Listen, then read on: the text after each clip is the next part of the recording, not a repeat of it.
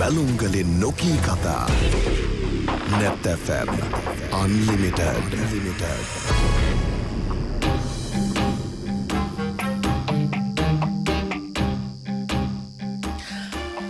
අයිබෝවන් සුබ සන්ධ්‍යාවක් සුපුරුදු බදාදා Net FM Unlimited අපේ සංවාදය අපි ආරම්භ කරන්න සූදානම්. මම හිතන්නේ මේ මොහොතේ ඔබ අහස දෙස බැලුවොතින් ඔබේ ප්‍රදේශයට පැහැදිලි අහසක් නම් තියෙන්නේ පුන්සඳ මෝදුවන රාත්‍රියක් බවට පත්වේවි. ශ්‍රී ලාංකිකයන් විදිහට විශේෂයෙන් බෞද්ධයන් විදිහට වෙසක් පොහොය එළඹෙන රාත්‍රියට මේ අපි ක්‍රමයෙන් ලං වෙමින් ඉන්නේ.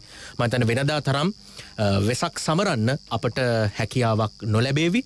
ඒකට හේතුව වර්තමානයේ මේ ඇති වී තිබෙන තත්වයක් එක්ක යම් ආකාරයේ සීමා ඇතුලේ අපට කටයුතු කරන්න සිදු වෙනවා. නමුත් රටක් විදිහට අපි හැමෝම පුද්ගලයන් විදිහට තම තමන්ගේ වගකීම ඉටු කරමින් ඉන්නවා. රට මේ වෙලාවේ මේ වෙසන තත්වයක් එක්ක ගමන් කරලා මුහුණ දීලා යලි හිසෝසවලා රටක් ලෙස වඩා සුබවාදී ගමනක් යන්න. ඒ සඳහා දායකත්වය ලබා දෙන අමිල මෙහෙවරක් කරන කණ්ඩායමක් අපේ රටේ ආරක්ෂකාංශ, ඒ වගේම සෞඛ්‍යාංශ, විශේෂයෙන්ම ආරක්ෂකාංශ තමන්ගේ අත්දැකීම සහ ඔවුන්ගේ තියෙන සියලු ශක්තියින් වැය කරලා මේ වෙලාවේ රටක් විදිහට අපිව ආරක්ෂා කරගන්න යුද්ධයෙන් පසුව මේ මොහොතේ සුවිශේෂ කාර්යභාරයක් ඉටු කරනවා. ඒ නිසා ඒ කාර්යභාරය අපිට වටිනවා වගේම අනබිභවනීය මෙහෙයක් ඉටු කරමින් ඉන්නවා. ඒ මොහොතේ ඒ කාර්යයේ ප්‍රමුඛයාව අද දවසේ අපි අන්ලිමිටඩ් වැඩසටහනට සම්බන්ධ කරගන්න අපිට වාසනාව ලැබුණා. මේ අවස්ථාව උදා කර දීමම අපේ ගෞරවයක් ලෙස සැලකමින් ඉතාමත් ගෞරවයෙන් පිළිගන්නවා අපේ අන්ලිමිටඩ් වැඩසටහනට ආරක්ෂක මාණ්ඩලික ප්‍රධානී යුද හමුදාපති, ඒත් එක්කම COVID-19 පැතිරීම වැළැක්වීමේ ජාතික මෙහෙයුම් මධ්‍යස්ථානයේ ප්‍රධානී ලුතිතන් ජනරල් ශවේන්ද්‍ර සිල්වා මැතිතුමන්ව අයිබෝන්. සුබ සන්ධ්‍යාවක්. සුබ සන්ධ්‍යාවක්. විශේෂයෙන්ම COVID-19 පැතිරීම වැළැක්වීමේ ජාතික මෙහෙයුම් මධ්‍යස්ථානයේ ප්‍රධානී විදිහට අපි පොදුවේ දැනගන්න පුළුවන් රට දැන් ක්‍රමයෙන් යථාවත් වෙන්න සූදානමින් ඉන්න වෙලාවේ දැනට තත්වයේ කෙබඳුද කියලා අපි කෙටි පැහැදිලි කිරීමක් එක්ක ආරම්භයක් ලබා ගමු. ඔව්, ඇත්තටම ගිය සතිය විතර වෙද්දී රටේ පිටස්තර තැන්වලින් එන සංඛ්‍යාව අඩු වෙමින් විශේෂයෙන්ම අපගේ විරෝධාර නාවික රණවිරුවන්ගේ ඒ සමූහයට පමණක් සීමා වෙන ආකාරයක් දකින්නට ලැබුණා. නමුත් මේක ඇවිල්ලා සමාජය තුළින් අනිකුත් හමු වුණා නම් නාවික අපගේ විරෝධාර රණවිරුවන්ගේ ඒ සමූහයෙන් යම්කිසි අසුරක් ආශ්‍රයක් ඒ වගේ දෙයකින් හමුණු කණ්ඩායමක් තමයි සෑම විටම හමුුනේ. නමුත් ඒක අපි පසුව කතා කරොත් ඒ කණ්ඩායම අපි රැගෙන ගිහිල්ලා තිබෙනවා.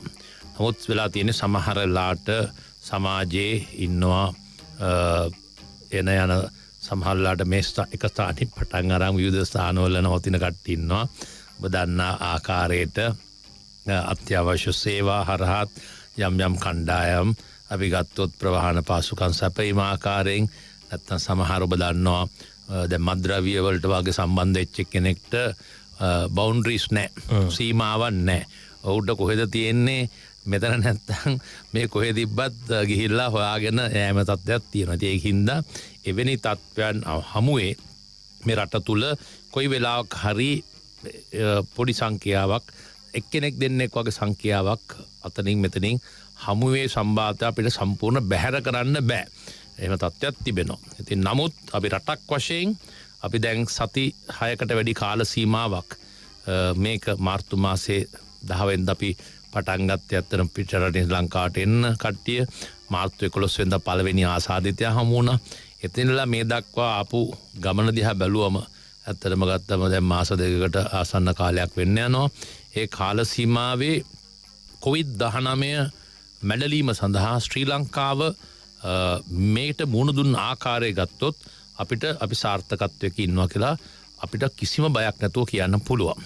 මොකද ඒ ඇවිල්ලා මේ දක්වා වූ ස්වාගත් ආසාදිතයන් සංඛ්‍යාවට සාපේක්ෂව මියෑම සාපේක්ෂව අපි ජනතාවගේ සම්පූර්ණ අපගේ ජනගහනයත් එක්ක බැලුවම් පස්සේ ඒකෙමුත් අවංකවම අපි කතා කරොත් වැඩිපුර ප්‍රමාණයක් හොබැලුවන පළවෙනි සතිය දෙවෙනි සතිය කියලා බැලුවම තේරෙනවා අපේ විරෝධාර රණවිරුවන් අර එක කණ්ඩායමක් වශයෙන් අපි කඳවුරක් තුල ඉන්න කණ්ඩායමක් ඉඳලා සංඛ්‍යාත්මකව පසුගිය සති දෙක තුල විශාල අගයක් ගත්තා. ඒ අරුණු කොට බැලුවම අපි හිතන්නේ අපි රටක් වශයෙන් අපගේ අපි මේ කොවිඩ් මර්ධනය සම්බන්ධයෙන් කළ යුතු අපි හොඳ ස්ථාවරයක ඉන්නවා කියන එකයි කියන්න තියෙන්නේ. නමුත් වෛරසය ස්ථාවර එකක් නෙමෙයි. වෛරසය එක විදිහට හැසිරෙන්න ගන්නවා. දැන් ඔබ දන්න උදාහරණයක් ගත්තොත් මේ වෛරසය ආපු පළවෙනි වතාවට පළවෙනි ආසාදිතයත් එක්ක තිබුණු ක්‍රමේදී එතකොට අපිට කිව්වා අපි හැසිරෙන්න ඕන ක්‍රමවේදයන්. ඉස්සෙල්ලා අපි කිව්වා ඇත්තටම ෆේස් මාස්ක් එකක්වත් ඕනේ නැහැ කියලානේ කිව්වේ.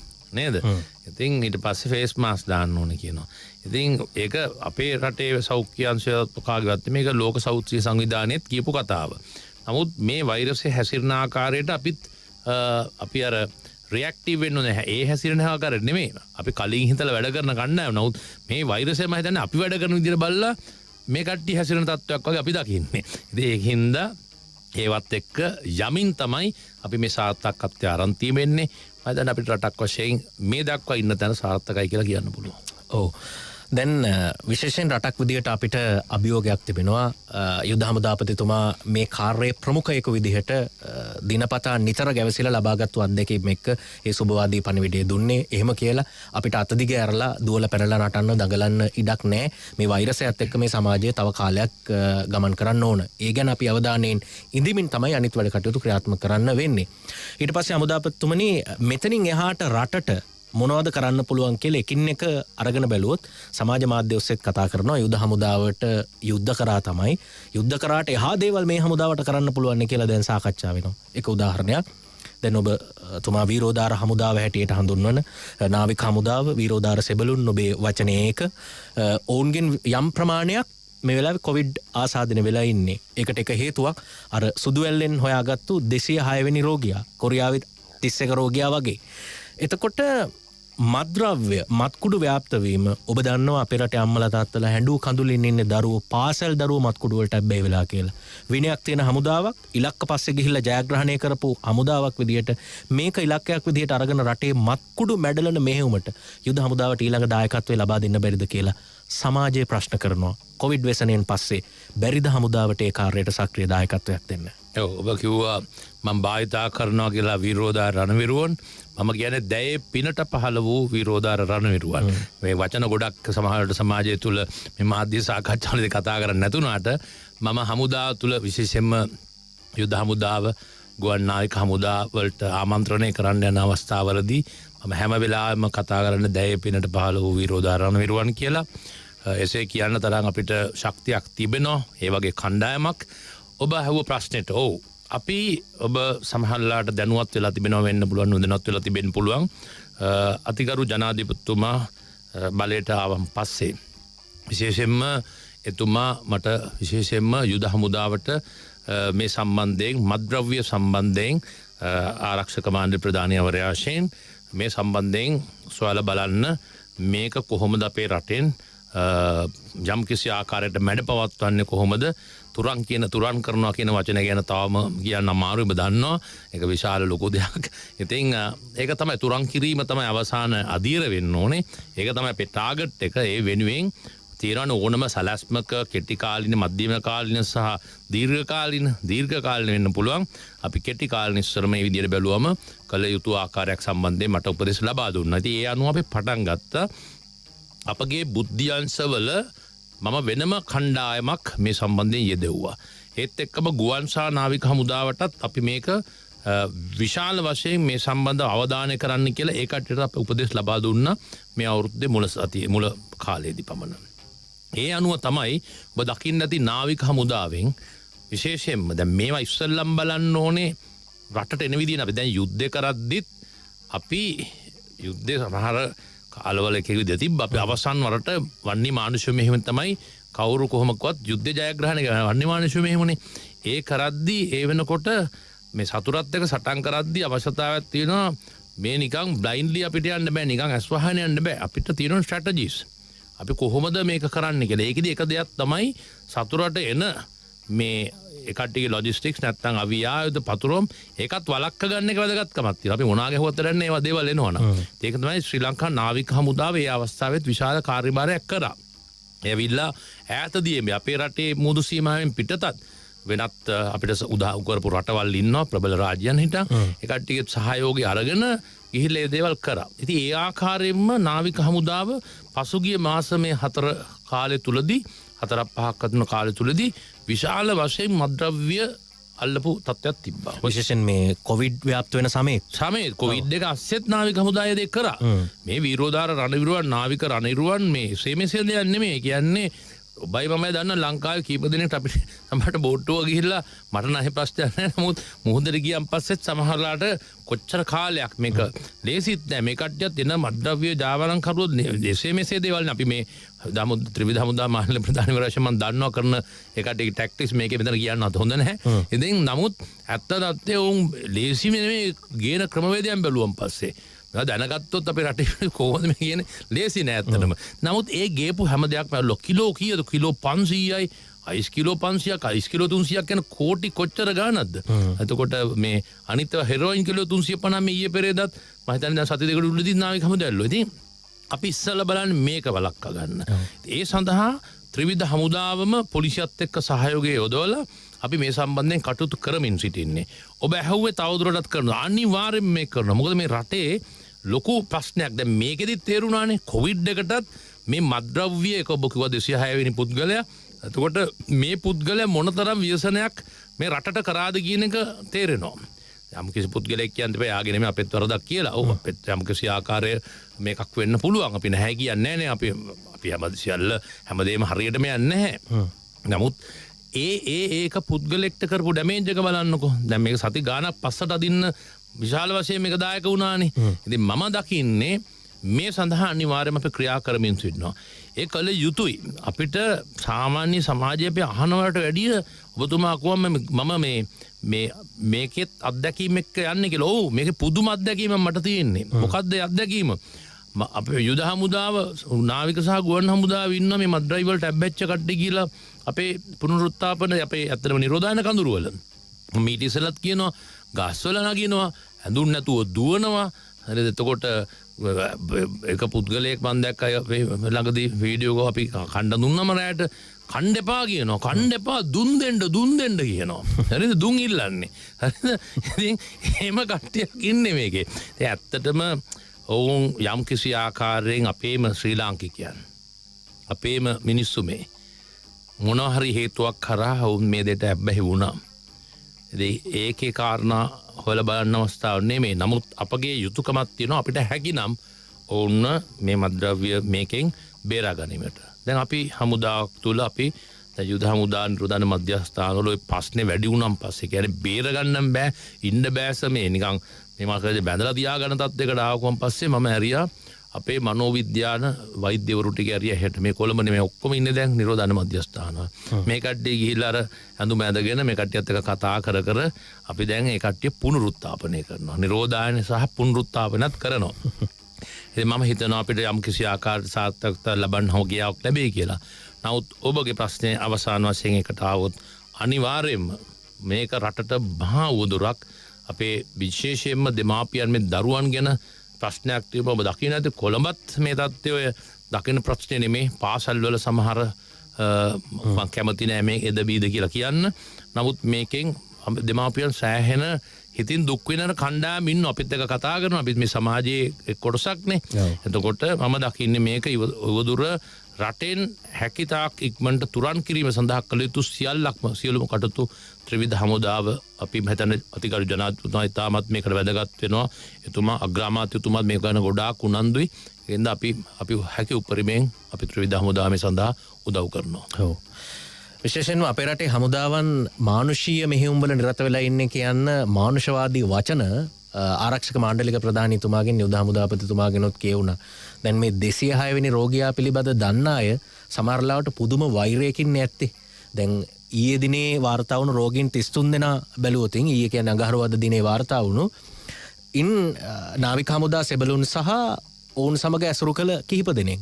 එතකොට මෙවැනි පුද්ගලයන්ගේ හැසිරීම නොවන්නට මේ තත්ත්වය එහෙම නෙවෙයිනේ කියලා සමාජය හිතන්න ඉඩ තිබුණා. නමුත් හමුදාපතිතුමා සඳහන් කරන්නේ ඔහුත් අපේ සමාජයේ පුරවැසියෙක් කියලා. ඇත්තටම මේ ක්‍රමයේ ඇතුලේ ඔහුට වෙච්ච දෙයක් නිසා ඔහු මද්ද්‍රව්‍ය වලට ඇබ්බැහි වෙන්නේ නැති. නමුත් මේ අය පුනරුත්ථාපනය කරලා ඔවුන් දෙසත් මානුෂවාදී ඇහින් බලන්න එතුමන්ලට හැකියාව තිබිලා තියෙනවා. ඔව්. ඒකට ලැබුණු උත්තරේ මම හිතන්නේ ඔබටත් ප්‍රමාණවත් වෙනවා ඇති කියලා. ඊළඟට හමුදාපතිතුමා ඇඳිරි නීතිය වුණාට අපිට ආරංචි වෙන විදිහට කැලෑවල් වල වැඩ ගස් කපනවා, නිදන් හරනවා, සත්තු මරනවා. මෙවැනි දැන් ඊයේ දිනේ අපේ බැලුම්ගල වැඩසටහනිනුත් කතා කළේ උඩවලවේ ඇතෙක් මරන්න එහෙම මේ සිදුවුණු සිදුවීමක් පිළිබඳව. මතන මේවට අපිට මොන වගේ දායකත්වයක්ද යුද හමුදාව පැත්තෙන් බලාපොරොත්තු වෙන්නේ?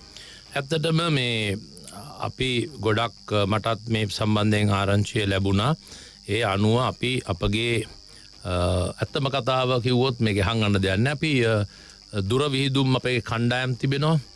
සියල්ලක්ම මම මීට දින කිහිපයකට ඉස්සෙල්ලා දැන් යොදවලා තියෙනවා. සියලුම කැලෑවල් වලට යුද හමුදාවේ කමාන්ඩෝ සහ විශේෂ බලකාවල අපගේ ඉන්නවා. මේ සම දන්නවා ඒ කාලේ යුද්ධය ඇතුළට ගිහිල්ලා කිලෝමීටර් 50ක් විතර ගිහිල්ලා යම් දේවල් කරලා අපිට අපගේ විරෝධා රණවිරුවන් 8 දෙනෙක් ගිහිල්ලා විශ්ම කර්ම කරලා නැවත ආපු කට්ටිය ඉන්නවා.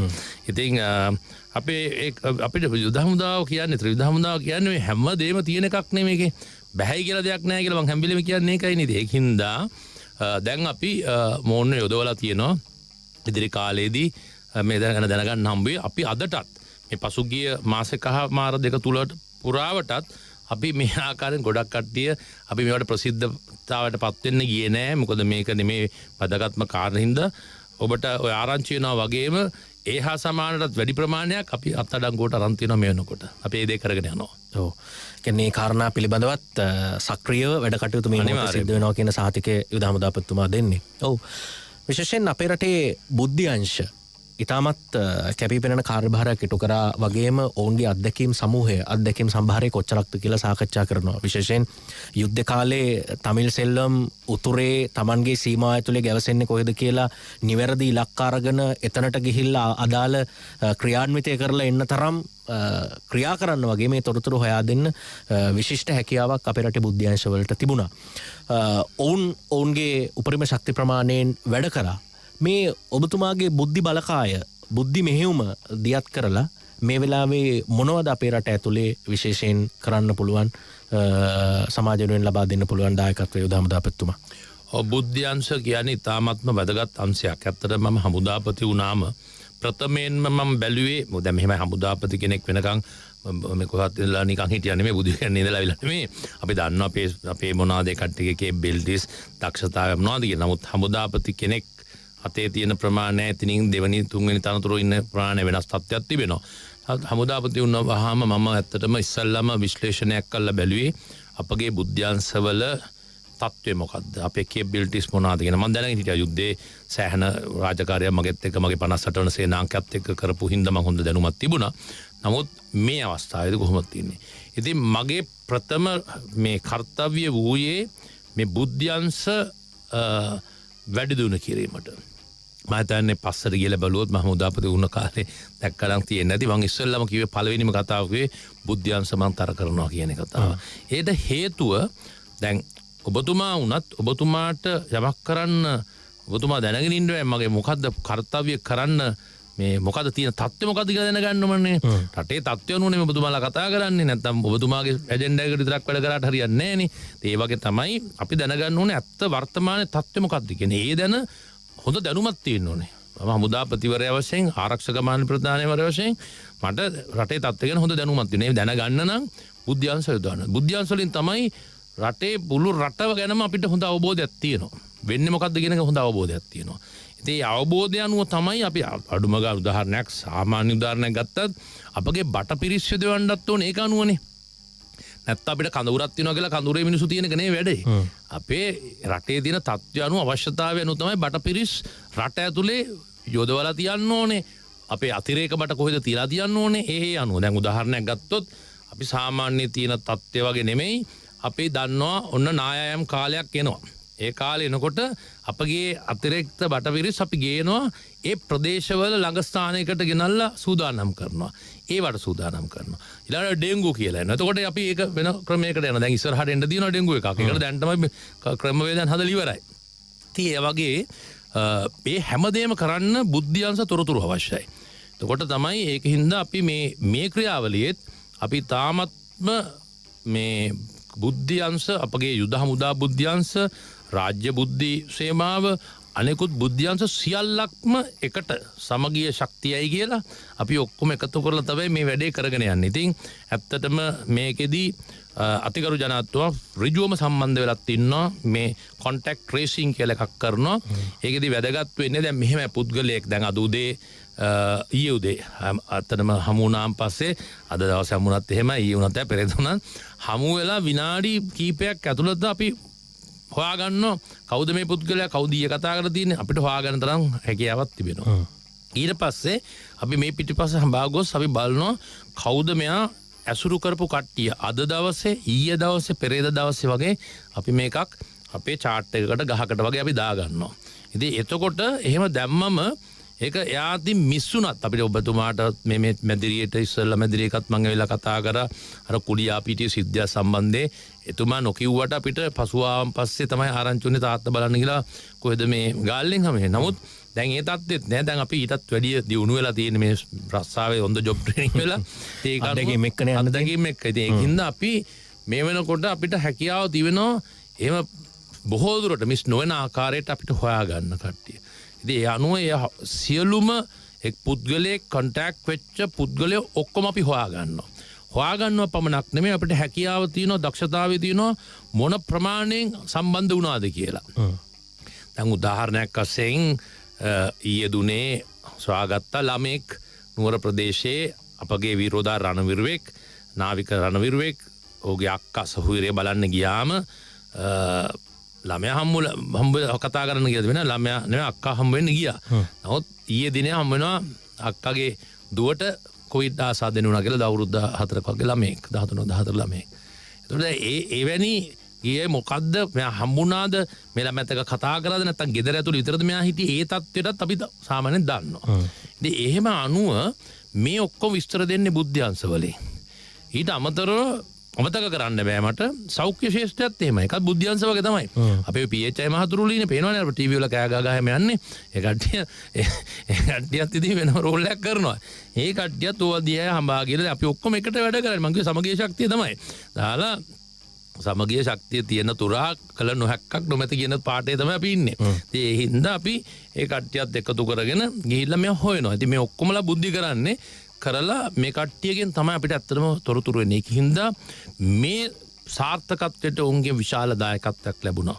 ඉතින් ඒ අනුව ඒ හම් වෙන කට්ටිය බුද්ධ්‍යංශ තොරතුරු අනුව අපි කරගන්නවා මේ සියලු දෙනාම නිරෝධායන ක්‍රමවේදයන් වලට සම්බන්ධ කරගන්නවා.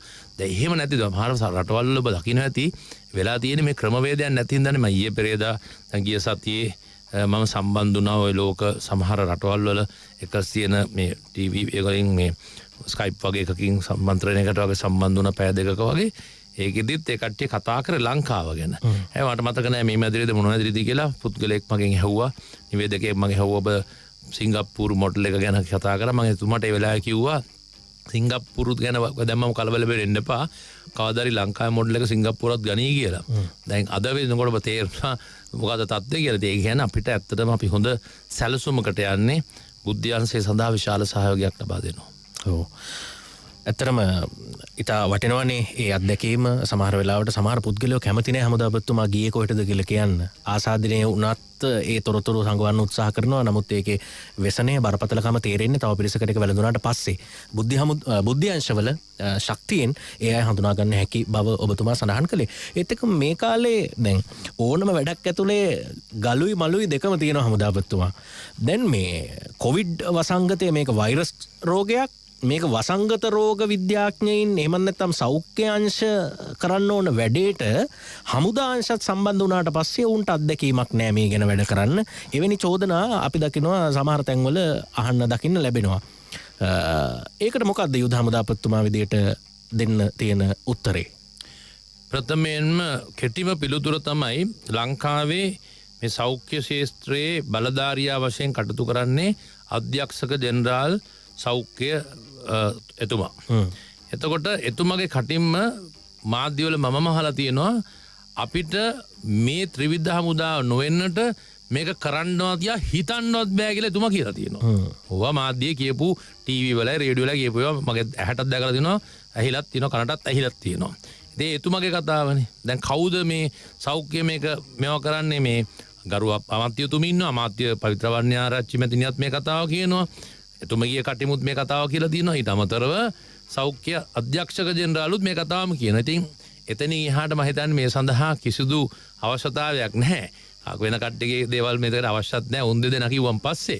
නමුත් අපිට මේ සෞඛ්‍ය මේ දේ සෞඛ්‍ය ගැටලුවක් වුණාට රටේ යුද හමුදාව සම්බන්ධ වෙන්න පුළුවන් ওই සමහර ප්‍රබල රාජ්‍යයන් වගේ ඉන්න පුළුවන් අපිටත් අපේ බැරැක්ස් වලට වෙලා ඉන්න පුළුවන්. නමුත් අපේ රට කුඩා රටක්. අපේ ආර්ථිකයත් කුඩයි. අපිට අර මල්ටිපර්පස් කියලා ගත්තේ නැත්තම් අපේ ත්‍රිවිධ හමුදාවේ අපේ මේකට හානියක් නොවන ආකාරයට අපේ තිබෙන ශක්තියක් යොදවලා රට ආරක්ෂා කරන්නයි රටේ ජනතාව ආරක්ෂා කරන්නයි ඕන වෙලාවක අපි කටයුතු කළ යුතුයි. විවිධ මත දරන්න පුළුවන්. මේකත් රටේ ජනතාව ආරක්ෂා කරගන්න තියෙන සටනක්. මේකත් මේ වන්නි මෙහෙයුම වගේම සමාන්තර හෝ මන් දන්නේ කවුද කොහොමද ඔබලා තමයි තීරණය කරන්න ඕනේ. ඒ වගේ සටනක් මේක. අරග කරෙත් රටේ ජනතාව ආරක්ෂා කරගන්න. වැඩේ තියෙන්නේ හොදාපත්තුමද මේ වෙලාවට සතුරා ඉන්නේ කොහෙද කියලා හොයන්න පුළුවන්. නේ සතුරා ඉලක්කයක් හොයාගෙන ආවොත් ඔවුන් කොහෙන් හරි හඹා යන්න පුළුවන්. හැබැයි වෛරස් තියෙනවා පේන්නෙත් නැහැනේ. ඔව් ඒක තිබ්බේ යම්කිසි ප්‍රදේශයකට සීමා වුණා ඒක. අවසන්නේදී සීමා වුණා. බෝම්බකරුවෙක් විතර එහෙම ඉන්න පුළුවන්. ඒ මිනිහත් අපි ඉතින් හොයාගෙන තිබ්බා කොහොම හරි. ඉතින් ඒ වගේ නෙමෙයි මේක. ඔබතුමා කියන එක හරියටම හරි ස්පොට් ඔන් කියන්න පුළුවන්. වැඩේ මේක කවුද කොහොමද කියලා හිතා ගන්න බෑ. ඔබතුමායි මාය කතා කරන ඔබතුමා ගිය ගමන මන් දන්නේ කොහෙ ගිහිල්ලාද අද මෙතන ඇවිල්ලා ඉන්නේ කියලා ඔබතුමා දන්නෙත් නෑ මං කොහෙ ඇවිදලා ඉන්නවද කියලා. ඉතින් එතකොට මේකේ අපි කවුරු බලෙන් ඇඟට දාගන්නේ නෑනේ. ඉතින් වෙලා තියෙන්නේ සමාජයේ තමුන් ආරක්ෂා වෙලා හිටියේ නැත්නම් යම්කිසි පුද්ගලයා ආසාද වීම හැකියාවක් තියෙනවා. ඉතින් ඒක හින්දා මට කියන්න තියෙන්නේ හමුදාව මේ රටේ කොහෙද ව්‍යසනයක් තියෙන්නේ එදාට අපි ඇවිල්ලා තියෙනවා. වෙන රටවල් වල ඒක කරන්නේ නැති වෙති හමුදාවල්. ඒ පුද්ගලයෙක්ට ඕනම් ලෝ ප්‍රබල මුදාදියා බල ඕවා වෙනාම වල කරන්නේ නැහැ කියන. අපිට නොකර ඉන්න තරමට අපිටත් ඉන්න පුළුවන්. එහෙම ඉන්න හැකියාවක් නැහැ. අපි රටේ සමාජයේ කොටසක් අපි ශ්‍රී ලාංකිකයන් හැටියට අපිට මොනවද කරන්න පුළුවන් උදව්ව රට වෙනුවෙන් රටේ ජනතාව ආරක්ෂා කරගන්න කරන ඕනම ක්‍රියාවලියකට අපි සම්බන්ධ විය යුතුයි කියන මතයයි මගේ තිබෙන්නේ. හොඳයි අපි කෙටි විරාමයක් ලබා ගන්න සූදානම්. මේ මොහොතේ අපේ උත්සාහය කොවිඩ් පැතිරීම වළක්වලා අපේ සාමාන්‍ය ජන ජීවිතයට අවතීර්ණ වෙලා රටක් විදිහට ශ්‍රී ලංකාව නැවත සෞභාග්‍යමත් අනාගතයක් කරා ගමන් කරනවා දකින්න. ඉතින් ඒ වෙනුවෙන් විශේෂයෙන් අද දවසේ අපි මේ කතාබහට ආරාධනා කළේ ආරක්ෂක මාණ්ඩලික ප්‍රධානී යුද හමුදාපති ලුත්තන් ජෙනරල් ශවේන්ද්‍ර සිල්වා මැතිතුමාට. අපි කෙටි විරාමයක් ලබා ගන්න සූදානම්. ඉතා ඉක්මනින් නැවත හමු වන බලාපොරොත්තු වෙන්න. බැලුම්ගලින් නොකී කතා net fm unlimited බැලුම්ගලින් නොකී කතා net fm unlimited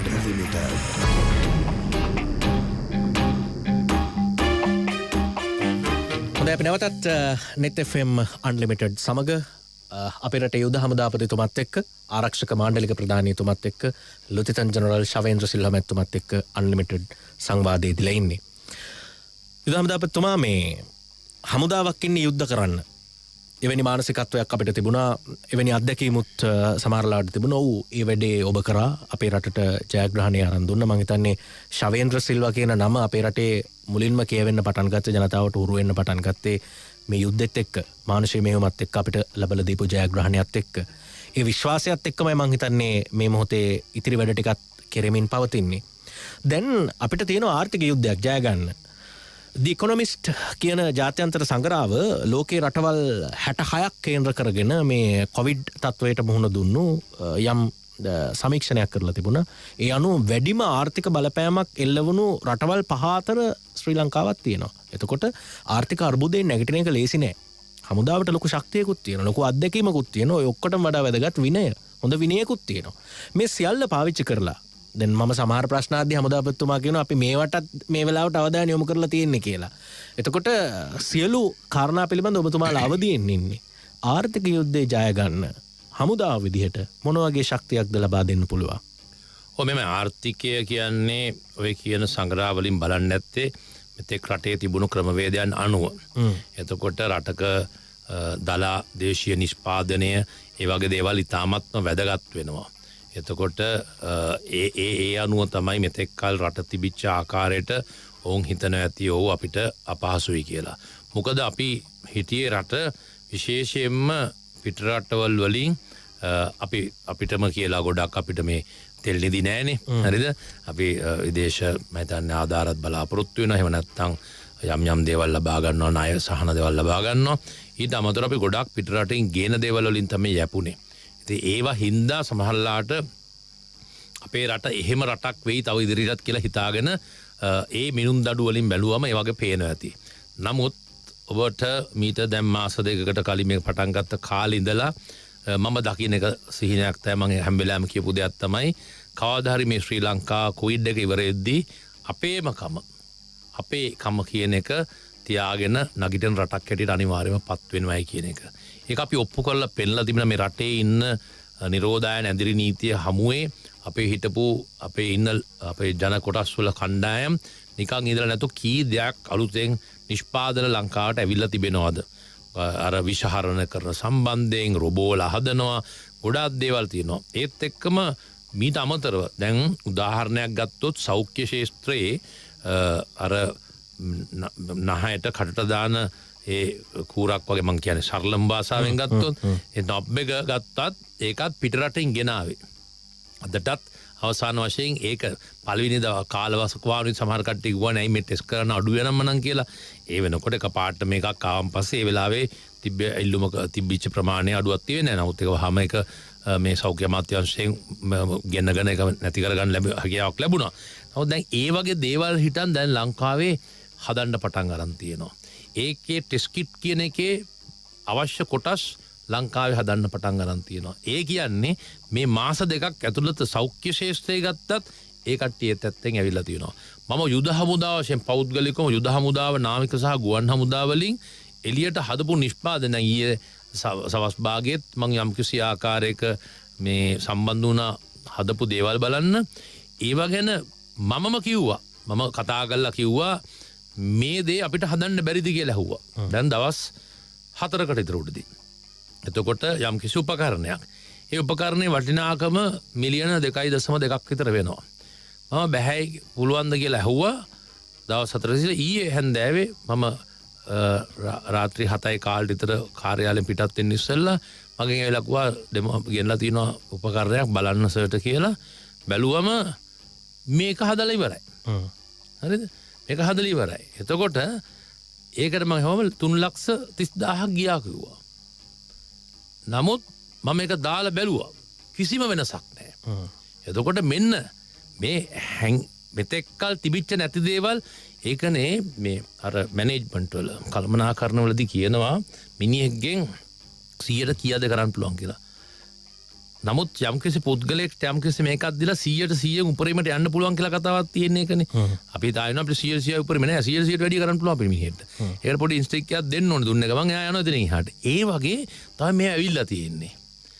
උදාහරණයක් වශයෙන් ගත්තොත් අපේ තියෙනවා ස්ලීමි කියලා විදුලි යාන්ත්‍රික ඉංජිනේරු කියලා. දැන් අපේ ලෑන්ඩ් රෝවර් ජීප් තියෙනවා. ඒකේ ඉස්සරහා තියෙන පොඩි මෙෂ් එකක්. ඒකට කියනවා දැන් ඔබතුමත් දන්නේ නැති තරුණ කොල්ලෙක් අපි වගේ නෙමෙයි. කාන් කියලා බොඩි කිට් එකක් වගේ තියෙනවා. මම උදාහරණයක් මේ කියන්නේ. ඒකක් සෑහෙන මුදලක් වෙනවා. මම පෙන්නලා මගේ පෞද්ගලික මේ වාහන එහෙම එකක් තියෙනවා. මම හැවුවා මේක බැරිද අපිට හදන්න කියලා. මේක ගිහිල්ලා හදාගෙන ඉලා තිනවා රුපියල් 7,000කට විතර. අපි මේ සෑහෙන ගාණක් දෙන්න ඕන. හදලා දැන් අපේ හමුදායේ ඔක්කොම ගහන්නේ ඒක. අපිට හැකියාවක් තිබිලා තියෙනවා. ඒ වගේ අපි ගොඩක් හදනවා. ඔබ අහපු ප්‍රශ්නෙට ඔව් අපි අනිවාර්යයෙන්ම ලෝකසිතියේ මේ කොවිඩ් වලින් පස්සේ එන්නේ අර ඔය කියපු සංග්‍රහයේ තිබ්බ රට නෙමෙයි. අපිට යම් කිසි ආකාරයෙන් එකේ බලපෑම් නැති වෙන්න බෑ. අපි බලපෑම් වෙන්න බෑ අර කිව්වින්ද. නමුත් අපි අපේ ස්වං වෙච්ච රටක් හැටියට අපි අනිවාර්යයෙන්ම නැගිටි. ඒ කියන්නේ බලන්න රට වටේ තියෙන මුහුද. මම මීට ඉස්සලත් කියලා තියෙනවා. අපිට මාළු කාලා, එළවලු කාලා, හාල් තියෙනවා. අපිට ජීවත් වෙන්න පුළුවන් හැකියාවක් තියෙනවා. දෙල්කොස් තියෙනවා. දෙල්කොස් ඕනතරම් තියෙනවා. දෙල්කොස් විතරක් හැමදා ඉන්න අපගේ විරෝධා රණවිරුව ළමෙක් මට කතා අපේ මේ ගම්වලින් ආපු ළමයිනේ ඉන්නේ විරෝධා රණවිරුවන්. මට ළමෙක් මට කියනවා අපේ රණවිරුවෙක් මට දවසක් තියෙනවා සර් මගේ මේ හයිය ඔක්කොම සර් මම පොඩි කාලේ කෑ කොස් පමණයි කිව්වා. අපිට පත් කන්න තත්ත්වයක් තිබ්බේ නෑ සර් කියලා. හරිද? ඉතින් මම කියන්නේ ඒ වගේ තත්ත්වයක් තියෙන අපිට අපි වැටෙන්නේ නෑ. මගෙන් සංගරාවක් ඇහුවා මේ කොවිඩ් කාලේදී ඔබගේ රට ඔබතුමා අහපු ප්‍රශ්නේ මෙහෙම ගියොත් ඔබතුමාලාට ටිකක් දැන් එයාපෝට් අහුවා කිව්වද කතාවදී ඇහුවේ ගුවන් තොටුපොළ ඇහුවම කොහොමද ඔබතුමාලාට නාවික ගුවන් සහ නැව් තොටුපොළ ඇහුවම් පස්සේ ඔය කට්ටියට මේ නිකන් හාම තියන තත්ත්වයක් එයිද කියලා මම කිව්වා ජීවිතේට වෙන්නේ නැහැ. අපි එහෙම හාම තියන තත්ත්වයක් නැහැ. අපිට තනියෙන් කාලා ඉන්න පුළුවන් තත්ත්වයක් තිබෙනවායි කියලා. ඉතින් ඒකින්ද මම හිතන්නේ ආර්ථිකයට බලපෑමක් තිබෙන්නේ නැති.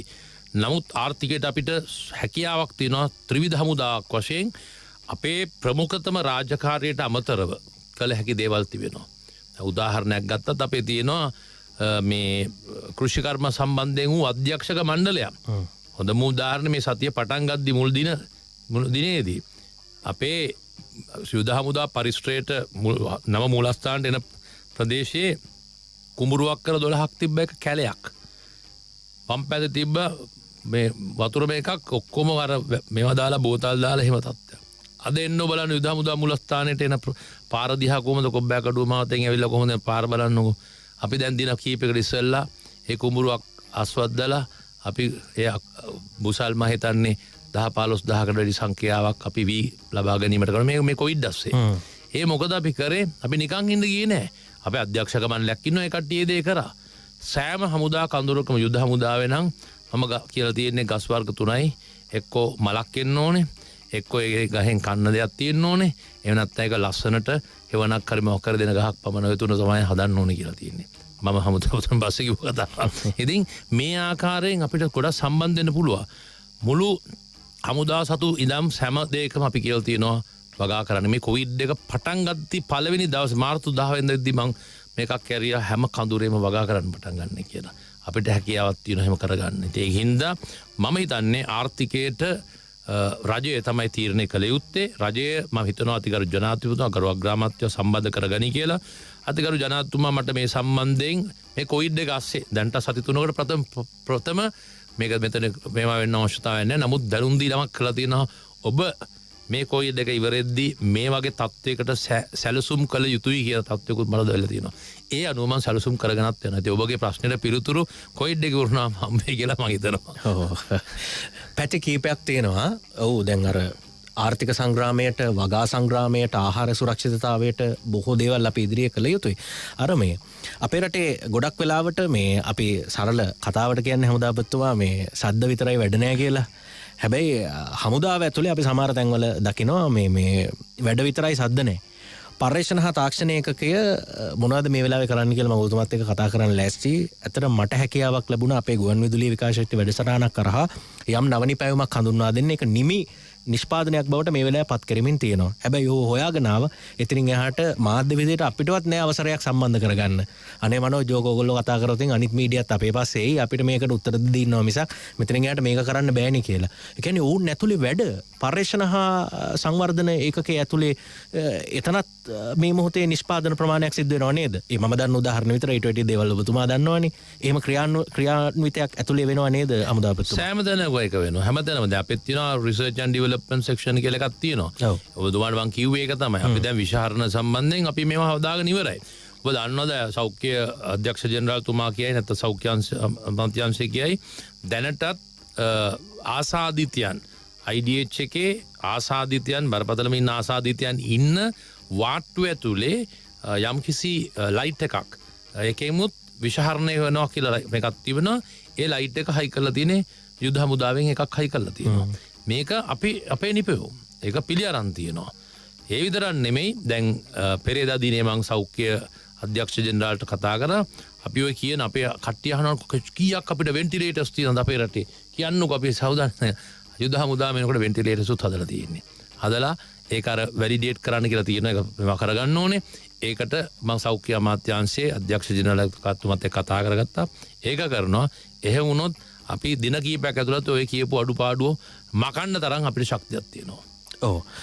එතකොට දැන් යුද හමුදාව කියලා කියන්නේ යුද හමුදාපතිතුමාගෙන් පටන් අරගෙන හොඳ දුරාවලියක් එක්ක පහළට ගිය තැනක්. දැන් ඔබතුමාම කිව්වා කෘෂි අධ්‍යක්ෂ මණ්ඩලයක් ඉන්නවා. එවැනි හොඳ ස්ට්‍රක්චර් එකක් තියෙනවානේ. දැන් ඔබතුමාලට අවශ්‍ය නම් ඉංජිනේරුවරු ඉන්නවා, අවශ්‍ය නම් වෛද්‍යවරු ඉන්නවා. දැන් IDH රෝහලට මම හිතන්නේ වාට්ටු සංකීර්ණයක් හෝ එවැනි අවශ්‍යතා ඕනා කියලා කිව්වන් පස්සේ දැන් ඉතාලම කෙටි කාලයක් ඇතුලේ ඒක නිම කරලා බාර දුන්නා. එතකොට මේ දුරාවලිය අනාගතයේදී කොහොමද පාවිච්චි කරන්න බලාපොරොත්තු වෙන සෞඛ්‍ය ක්ෂේත්‍රයේ බැලුවොත් ඔබතුමාලටත් වෛද්‍යවරුන් ඉන්නවා. ඉංජිනේරුවන් අවශ්‍ය නම් ඉදිකිරීම සඳහා ඉන්නවා. ඔවුන් වැඩ කරලත් තියෙනවා. කොහොමද පිට උපදෙස් ගන්න බලාපොරොත්තු වෙනවද? ඔබතුමාලගේ සම්පත් ඇතුලේ ඔබතුමාලගේ ස්ට්‍රක්චර් එක ඇතුලේම වැඩ කරන්න බලාපොරොත්තු වෙනවද? අපි මෙහෙමයි ඕනම දෙයක් අපි විතරක් කියලා අපි වෙනුවෙන් අපි මේකට හරියන්නේ නැහැ. අපිට හැම වෙලාවෙම බලන්න ලෝකේ කොහොමද වань ලෝකේ අපිට අත්දැකීමක් ලබා ගන්න පුළුවන් නම් අපි ඒකට ලැජ්ජ වෙන්න ඕනේ නැහැ. අත්දැකීම අරගෙන අපි අපේ ක්‍රමවේදයක් හදා ගන්න පුළුවන්. ඔබතුමා කිව්වාගේ අර ඉස්සල්ලා ආර්ථිකයට සම්බන්ධ වෙනවා කොහම දැන් අපි හැදුවා වැව් හදන්න ලංකාවේ තියෙන සියලුම හැකි තෝරාගත්ත වැව් දහසක් අපි හදන්න පටන් අරන් දැන් කරගෙන යනවා. දැන් ඊයේ දිනෙත් මම පණිවිඩ දහනන් දුන්නා මේ පදවිය ශ්‍රීපුර පැත්තේ ඒ වගේ වැව් ටිකක් දියුණු කරන්න කියලා. අපිට වැව් දියුණු කරනවා. අපි පාරවල් හදනවා. ඔබතුමා කිව්වා මේ හැමදේම අපි සම්බන්ධ වෙලා ඉන්නවා. ඉතින් ඒකින්ද මම දකින්නේ අපිට හැකියාව තියෙනවා. අපි අනිවාර්යයෙන් මේකට සම්බන්ධ වෙලා අපි තවදුරටත් කරන්න බලාපොරොත්තු වෙනවා. අපිට හැකියාව ගොඩක් තිබෙන මේ සම්බන්ධයෙන්. ඉතින් ඒකින්ද විශේෂයෙන්ම ඇත්තම අවශ්‍යතාවය මේ සඳහා යොමු කිරීම පමණයි. ඉතින් මේ අනුව මම හිතනවා අපි අපගේ මේ අධ්‍යක්ෂක මණ්ඩල ඒ අනුව අපි යොදවමින් අපි බලාපොරොත්තු වෙන කොහොමද මේ සමාජයට මේ කියන අවශ්‍යතාවයන් අපිට ලබා දෙන්න පුළුවන් කොතනද තියෙන්නේ අපි සම්බන්ධ වෙලා අපි ඒ අනිවාර්යයෙන්ම උන් වෙත රට වෙනුවෙන් කරන්න පුළුවන් ඒ සේවයට බොහොම කැමැත්තෙන් කරන්න බලාපොරොත්තු වෙමින් ඉන්නවා අපි. ඔව්. දැන් මේ සමහර වෙලාවට හමුදාපතිතුමා ගෙන්නලා මේ වෙලාවේ වැඩසටහනකදී සමහර විට මේ අහන ප්‍රශ්න පිළිබඳව කෙනෙක් නිකන් වෙනම විදියකට හිතන්නත් පුළුවන්. මේ හමුදාපතිතුමාගෙන් මොනවද අහන්නේ? ඉදිකිරීම ගැන අහනවා, වගා සංග්‍රාම ගැන අහනවා, පුද්ගලයන් පුනරුත්ථාපනය ගැන අහනවා. ඇත්තටම මේ බලාපොරොත්තු ගිලිහුණු පුරවැසියන් ඉන්න රටක් විදිහටනේ අපි කාලයක් බලාගෙන හිටියේ. නිදහස ලැබිලා අවුරුදු 70කට වැඩි කාලයක් ඇතුලේ අපි ලබාගත්තු දියුණුව මොකක්ද? අපි කොතන ඉඳලා කොතනටද ගියේ? ඒ සඳහා වැඩපිළිවෙලක් තිබුණාද? මෙහෙම අපි සොයන්ව අපෙන් ප්‍රශ්න කරන තැනකට ඇවිල්ලා ඉන්නවා. හැබැයි තවදුරටත් එහෙම ඉලක්කයක් නැතුව දැක්මක් නැතුව ගමන් කරන්න බැරි තැනක රට තියෙනවා කියලාත් අපි විශ්වාස කරනවා. ඒ හින්දා ඒ හැකියාව තියෙන ශක්තිය තියෙන තැනින් ප්‍රයෝජන අරගෙන හමුදාපතිතුමත් සඳහන් කරා වගේ අත්දැකීම අවසානයේ ප්‍රතිඵලයක් බවට පරිවර්තනය කිරීමයි සිදු කළ යුත්තේ. යුද්ධය අපිට ජයග්‍රහණය කරලා දුන්නු හමුදාව කොවිඩ් පාලනයටත් ඔවුන්ගේ දායකත්වය ලබා දීලා තියෙන වෙලාවේ එතනින් එහා රටට තියෙන අභියෝගවලට මුහුණ දෙන්න කොයි ආකාරයෙන්ද හමුදාවක් විදියට සූදානම් කියන ප්‍රශ්න ටික මම එතුමාගෙන් ඇහුවේ. ඔබ සමාජ ජාල මාධ්‍ය බැලුවත් ලොකු විශ්වාසයක් මේ වෙලාවේ හමුදාව කෙරෙහි තියෙනවා සහ ඒ ගැන ලොකු බලාපොරොත්තුවක් ජනතාවට තියෙනවා. ඒ මත පදනම් වෙලා තමයි මේ ප්‍රශ්න කිරීම මම හමුදාපතිතුමා හරහා හමුදාපතිතුමාගෙන් සිද්ධ කළේ. විශේෂයෙන් ආහාර සුරක්ෂිතතාවය ගැනත් අපි කතා කරන්න ඕනේ. මම හිතන්නේ ඉදිරියේදී ඇති වෙන්න පුළුවන් වීසා හාල් සම්බන්ධයෙන් යම් ප්‍රශ්නයකදී අමාත්‍යවරු එතකොට මන්ත්‍රීවරු ඒ සඳහා සම්බන්ධ ව්‍යාපාරිකයෝ මේ සියලු දෙනාගෙන් ප්‍රශ්න කරන වෙලාවකදී ඔබතුමාගේ බ්‍රිගේඩියවරයෙක් මැදිහත් වෙලා යම් ප්‍රකාශයක් සිද්ධ කළා වී මිලදී ගැනීමේ ක්‍රියාවලිය සම්බන්ධයෙන්. ඒකත් සමාජ මාධ්‍ය ඔස්සේ දැඩිව සංසරණය වුණා. එතකොට මේ දේවල් වලත් ඔබේ දායකත්වයක් තිබිලා තියෙනවා කියලා එතනින් සමාජයට වැටහුණා. ආහාර සුරක්ෂිතතාවය වෙනුවෙන් අපිට මොනවද කරන්න පුළුවන්? හමුදාවට මොනවද ඒකට දෙන්න පුළුවන් දායකත්වය හමුදාපතිතුමා? ඔව් ඇත්තටම ඒ සාකච්ඡා මමත් හිටියා. මේ කතාව ආන් පස්සේ එතුමා මගේ පිටිපස්ස හිටියේ බ්‍රිගේඩියර්වරයා. එතුමා මට කිව්වා සර් මේකට උත්තර දෙනවද කියලා. මම කිව්වා නෑ මේකට සම්බන්ධ වෙලා හින්දා උත්තර දෙන්න කියලා. හේතු උනේ එතුමා සෑහෙන මහන්සි වුණා. ඇත්තටම අතිගරු ජනාධිපතිතුමා මීට කාලයකට ප්‍රථමදී මේ වසරේ මුල් කාලේදී විතර මට කිව්වා මේ එක දවසක් කතා කරලා කිව්වා සිකුරාදා දවසක මට හොඳට මතකයි කිව්වා මේ වී අලවි මණ්ඩලවල ගොඩාක් ක්‍රිප්‍යාස් තියෙනවා. ඒ වගේ ගොඩ නැගිලි ගබඩා හරියට තත්ත්වයක නැහැ. ඔයා පොඩ්ඩක් වී අලවි මණ්ඩලේ සභාපතිතුමත් එක්ක සම්බන්ධ වෙලා උදව් කරන්න පුළුවන් නම් ඒ කට්ටියගේ වී අලවි මණ්ඩලේ වී ගබඩා ටික සකස් කරගන්න කියලා. ඒත් එක්කම කිව්වා දැන් අපි පුළුවන් තරම් අපේ මේ වී අලවි මණ්ඩලවල වගේ ඒ වගේ මේ අපේ ඔබ කිව්වා කියන ආරක්ෂක සුරක්ෂිතභාවය තියෙන්නේ රජය තුල තිබ්බොත් සමහරවිට පෞද්ගලික ක්ෂේත්‍රයේත් ඒ දේ උදව් කරනවා ගොඩක්. අපි දන්නවා අපේ ලංකාවේ ලොකු හාල්ලෙමියන් සෑහෙන සේවයක් කරනවා. උන් පෞද්ගලික වුණත් උන් කරනවා. ඉතින් මේ ඔක්කොමත් එක්ක මේකට වාට පුළුවන් ද උදව් කරන්න කියලා මට රටේ ජනාධිපතිතුමා මගෙන් මට කිව්වා මේ දේ කරන්න උදව් කරන්න කියලා. පුළුවන් ද නෙමෙයි කරන්නයි කියලා. ඉතින් ඒ අනුව මම ඒ සතියන්තයේදී වී ගබඩා මම හිතන්නේ 63ක් විතර ලංකාව පුරාට තිබ්බේවා. මම දුන්නා මගේ අධ්‍යක්ෂකවරයා ගොඩ නැගිලි ඉදිකිරීම එක්කෙනාට ඔයාලට පැහැදිලි සටක් දෙන්නම්. ඔයා මේක ඉවර කරන්න ඕනේ කියලා. ඉතින් හමුදාය කිව්වොත් වෙන්න ඕනේ. වෙනවාමයි. ඒක තමයි හමුදාය විනය. ඔබ පටන් ගද්දි කිව්වා වගේ. ඒ දේ අපි කරා. ඉස්සල්ලා අපි ගබඩා ටික හදාගත්තා. ඊට පස්සේ අතිගරු ජනාධිපතිතුමා මට ඒක කාරණාත් එක්ක කිව්වා. ආගේ හොඳ ඔෆිසර් නිලධාරියෙක් තෝරලා බලලා මේක ක්‍රියාවලිය රටේම යන ක්‍රියාවලිය වියලම් මණ්ඩලත් එක්ක මේ පළාත් එක්ක දිස්ත්‍රික් අබ්ලේකම්වරුත් එක්ක ගොවි ජන සේවත් එක්ක එකතු වෙලා කරන්න කවුරුරේ පත් කළා ඔයාක මොනිටර් කරලා කරන්න කියලා. ඉතින් ඒක අනුව මම නිලධාරිවරයෙක් දාලා ඕව මේ කට්ටියත් එක්ක සම්බන්ධ කරවලා මට සෑම සන්ධ්‍යාවෙම කොහෙන්ද වී ගත්තේ කිලෝ එකක් ගත්තත් කිලෝ එක ගත්ත කියලා මට SMS එකක් එනවා. එතුමා මට හන්දාවට ස්පේස් ඔක්කොම ආන් පස්සේ නැවත මට බ්‍රීෆ් කරන්න ඕනේ කොහොමද ඔව් පසුකතනයක් දෙන්න ඕනේ කොහොමද අපි කොච්චරක් අරන් තියනවද අපි හෙට ටාගට් එක මොකද්ද ඉතින් අපි කතා කරනවා දිනපතා මේක මම කරා. ඉතින් ඒ අනුව අපි රටේ වී මෙලදේ ගැනීමක් කරා. ඔබ දන්නේ නැති වී පසුගිය කාලවල වලට පසුගිය වසරවල තිබ්බ වී විකුණ ගන්න බැරුව මේ වහබොපු කට්ටියත් හිටියනේ මේ රටේ නේද? එහෙම තිබ්බා. ඉතින් ඒකින්ද වී කියන එක තාමත් හාල් කියන එක අපිට වැදගත්ම දෙයක්. ප්‍රධාන ආහාරය අපේ. ප්‍රධාන ආහාරය අපේ. ස්වයංපෝෂිත වුණා කියලා කතා කරන්නේත් ඒක. ඉතින් එතකොට මේ සම්බන්ධීව කතා කරද්දි මම මෙතුමට මේ කට්ටිය අපි යොදවලා අපි හැකි ඉක්මනින් අපිට හැකියාව ලැබුණා මේ විරිමෙලි ගන්න. මෙහිදී වඩාත්ම වැදගත් උනේ මේ ගොවියට සාධාරණ මිලක් ලබා දීම. මොකද සමහර අවස්ථාවලදී උන්ගේ තාමත් ඒක කියන්නේ වහබොන්නම් කියලා මේක විකුණ ගන්න බැරුව. ඉතින් ඒකින්ද රුපියල් 50 කියන අගේට තමයි වීඇල මණ්ඩලෙ මේ වී ගන්න කියන එක තේරුම් ගත්තා. ඒ අනුව අපි කිව්වා වී 50ට ගන්නවයි කියලා.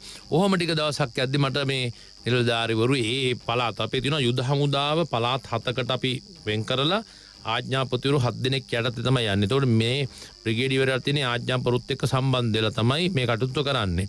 ආඥාපතිවරු යවනවා බටේටම යවලා මේ දේ කරවනවා උදව් කරනවා. එතකොට ඒ ආඥාපතිවරු තමයි හැන්දෑවට මට එවන්නේත් හැම දෙයක්ම විස්තර එවන්නේ. එතකොට මේ ආඥාපතිවරුත් එක්ක සම්බන්ධ වෙලා මේ කරයන්දි මට ආඥාපතිවරු කිව්වා මෙහෙමයි සමහර තැන්වල දැන් අපි 50ට ගන්න හින්දා ඒ කියන්නේ වියලි මණ්ඩලයට අපි අරන් දෙන හින්දා 50ට සමහර දැන් 52ට 53ටත් යන්න යනවා. ඒත් එක සමහර අවස්ථාවලදී මට කිව්වා සර් දැන් මෙහෙමයි 50ට දුන්නාට මේ කට්ටිය ගොවියා අපි ඉන්න ස්ථානෙට ඇවිල්ලා තමයි මේක විකුණන්න ඕනේ. එමිනියා එතකොට ට්‍රාන්ස්පෝර්ට් එකත් එයා ගානේ ප්‍රවාහන පාන. නමුත් පෞද්ගලික අංශ ගිහිල්ලා එතනටම ගිහිල්ලා ගන්නවයි කියලා. දැන් මම කොහරි ප්‍රශ්නයක් නැහැ. අපි හමුදාවේ වාහන යොදවලා වියල මණ්ඩලෙට බරක් දෙන්න ඕනේ නැහැ. අපි මේක දාලා අපිත් ගිහිල්ලා එතනින්ම ගන්න කටයුතු කරමු කියලා. ඉතින් ඒකෙදි උනේ ලොකු කොම්පිටිෂන් එකක් වගේ ආවා මේ පෞද්ගලික ශාස්ත්‍රයයි පෞද්ගලික මේ වෙළඳුමුයි අපේ වියලමේ මණ්ඩලය අතර. අපේ මේ ප්‍රශ්නයක් නැහැ. අපි ජයග්‍රහණය කරා. අපේ අරමුණ මොකද්ද? ප්‍රථම අරමුණ ඇවිල්ලා ගොවියාට සාධාරණ මිල ලබා දීම. ඉතින් ඒක අපි කරවුවා. ඒකින්ද තමයි මේ වසරේ ඔබ දකින්න ඇති ගත්තහල් 50ට අඩුවෙන් ගෙනිල්ලක් තිබෙන්නේ නැහැ. 50 තමයි අවම ප්‍රමාණය. ඒ යටතේ තමයි ගත්තේ අරන් අපි ඒ තත්ත්වය රදා පවතින මම හිතන්නේ අතිගත ජනතාවතුමා අග්‍රාමාත්‍ය බලාපොරොත්තු දෙ අපිට මම හිතන්නේ රජයක් වශයෙන් බලාපොරොත්තු අපිට දුන්න ටාස්ක් එක අපි මේ විදිහටම කරා. ඒකෙන්ද 50ට හාල් ගත්තා. ඒත් එක්කම අපේ ගාව තොගක් තිබ්බා. ඒත් ඒක විතරක් නෙමෙයි මේකට හමුදා යෙදවීමෙන් අපේ බුද්ධ්‍යංශ තියෙනවා කිව්වා වගේ බුද්ධ්‍යංශ වලින් කොහෙද මේ අස්සම් මුල්ලන් නෑර තියෙන හාල් තොගත් අපි දන්නවා. ඒක කාටවත් කියන්නේ අපි නොදන්නවත් කියලා අපි මේවා මෙච්චර මේ කොවිඩ් එක පස්සේ දුන්න අපිට මේ වී කිලෝ එක තියෙන කොයිද කියලා හොයාගන්න බැරි කමක් නැතුව නෙමෙයි. ඒකින්ද අපි මේ විදිහට යදුවා. ඉතින් ඒකින්ද ඔබ දකින්න ඇති දැන් මේ පාර එහෙම හාල් හිඟ ඒ තත්ත්වයක් නැහැ. හැබැයි ගොඩාක් මේ පෞද්ගලික ව්‍යාපාරිකයන් මේ සම්බන්ධව සෑහෙන සහයෝගයක් දුන්නා. උන් සෑහෙන කැපවෙලා වැඩ කරලා තියෙනවා. ඒ තත්ත්වය තමයි කරේ. ඉතින් හමුදාවක් වශයෙන් අපි අදටත් අපි සන්තෝෂ වෙනවා අපි මේකට අර කිව්වාගේ මේකට කරන්න ඕනේ. සමහර පුද්ගලිකයන් මේකේ වැඩක් නෙමෙයි කියලා. නමුත් මේ කවුරු වෙනුවෙන්ද? රටේ ජනතාව වෙනුවෙන්. ඒක තමයි අවසාන වශයෙන් එන තියෙන්නේ රටේ ජනතාවගේ සුබ සිද්ධිය වෙනුවෙන් කළ හැකි දෙයක් තිබෙනවා නම් අපේ ප්‍රාථමික රාජකාරියෙන් පිට වුණත් අපේ ප්‍රතිමත රාජකාරියට බාධාවක් නොවනව නම් අපි ඒක යොදලා කරයි කියලා මම හිතන බාධාවක් නැහැ. ඒක අපි මම හිතන්නේ මේ දක්වා සාර්ථකව කරලා තිබෙනවා. අනාගතයේත් මේ රටේ ජනතාව වෙනුවෙන් ඔය කිව්ව ආහාර සුරක්ෂිත භාවය වෙනුවෙන් කළ හැකි දේ කරනවා. මේ කොවිඩ් ඇස්සෙත් ඒකයිනේ. කොවිඩ් ඇස්සේ ලොරි 500ක් කැරියා දඹුල්ලට අපි එළවලු ගේන්න. ලොරි 200ක් කැරියා මේ නුවරඑළිය බණ්ණාර වලට. අපේ තරම් ඔබ පටන් ගත්තේ කතාව ශක්තිය යොදලා හමුදායේ දින ශක්තිය කොහොමද කියලා. මේ ශක්තිය කොහොද ඒක හැන්දෑවේ 4ට ගිවුවන් පස්සේ හෙට උදේට ලොරි 500ක් තියෙන්න ඕනේ කියලා දඹුල්ලේ ඒ තත්ත්වය අපිට තියෙනවා. අපි ඒකයි බැහැ කියලා දෙයක් නැහැ කියලා අපි හැමෝම කරන්නේ. අපි අනිවාර්යයෙන්ම අපේ රටේ ජනතාව වෙනුවෙන් අපිට පහනක් හරි පත්තු කරා යුද්ධ කාලෙදී ඒ වගේ ජනතාවක් වෙනුවෙන් අපි ඒක අමතක කරන්නේ නැහැ මැරෙනකන්. අපි අනිවාර්යයෙන්ම අපේ රටේ ජනතාව වෙනුවෙන් කළ හැක්කේ මොකද්ද නොහැක්කේ මොකද්ද ප්‍රශ්නයක් නැහැ. හැකි බවට පරිවර්තනය කරමින් අපේ ජනතාව වෙනුවෙන් ඕනම දෙයක් අපි කරන්න සූදානම්ින් ඉන්නවා. මතන ඉතාමත් වටින ප්‍රකාශයක්. කෙනෙක් අපි හැමෝටම හැමදේම කරන්න බෑ. අපිට තියෙන්නේ අපිට අවශ්‍ය ප්‍රතිඵලය ලබා ගන්න නම් කරන්න පුළුවන් කෙනාට ඊට සහයෝගය ලබා දීම. හමුදාවක් කෙරෙහි සමහර විට බයක් ඇති වෙනවා නම් ඇති වෙන්නේ Taman ආයුධ අතදරන් ඉන්න හින්දා, ඒ ආයුධ පත්තු වෙන හින්දා. ආයුධ හැම වෙලාවෙම පත්තු වෙන්නේ නැහැ, පත්තු කරන්න අවශ්‍යත් නැහැ. ජනතාවට ඊට එහා ගිය සේවාවක් හමුදාව හරහා සිද්ධ වෙලා තියෙනවා කියලා හමුදාපතිතුමාගේ මේ පැහැදිලි කිරීම එක්ක ඔබට දැනෙනවා ඇති. හැබැයි හමුදාපතිතුමා 2009න් පස්සේ ඊට වඩා වෙනස් තත්වයක් නේ තිබුණේ. යුද්ධය ඉවර කරන්න තමයි හමුදා සමාජය එකතු කරගත්තේ. කාඩර් එක මෙච්චරක් කරේ යුද්ධයට ලොකු ස්ට්‍රෙන්ත් එකක් ඕන හින්දා, ලොකු ශක්තියක් ඕන හින්දා.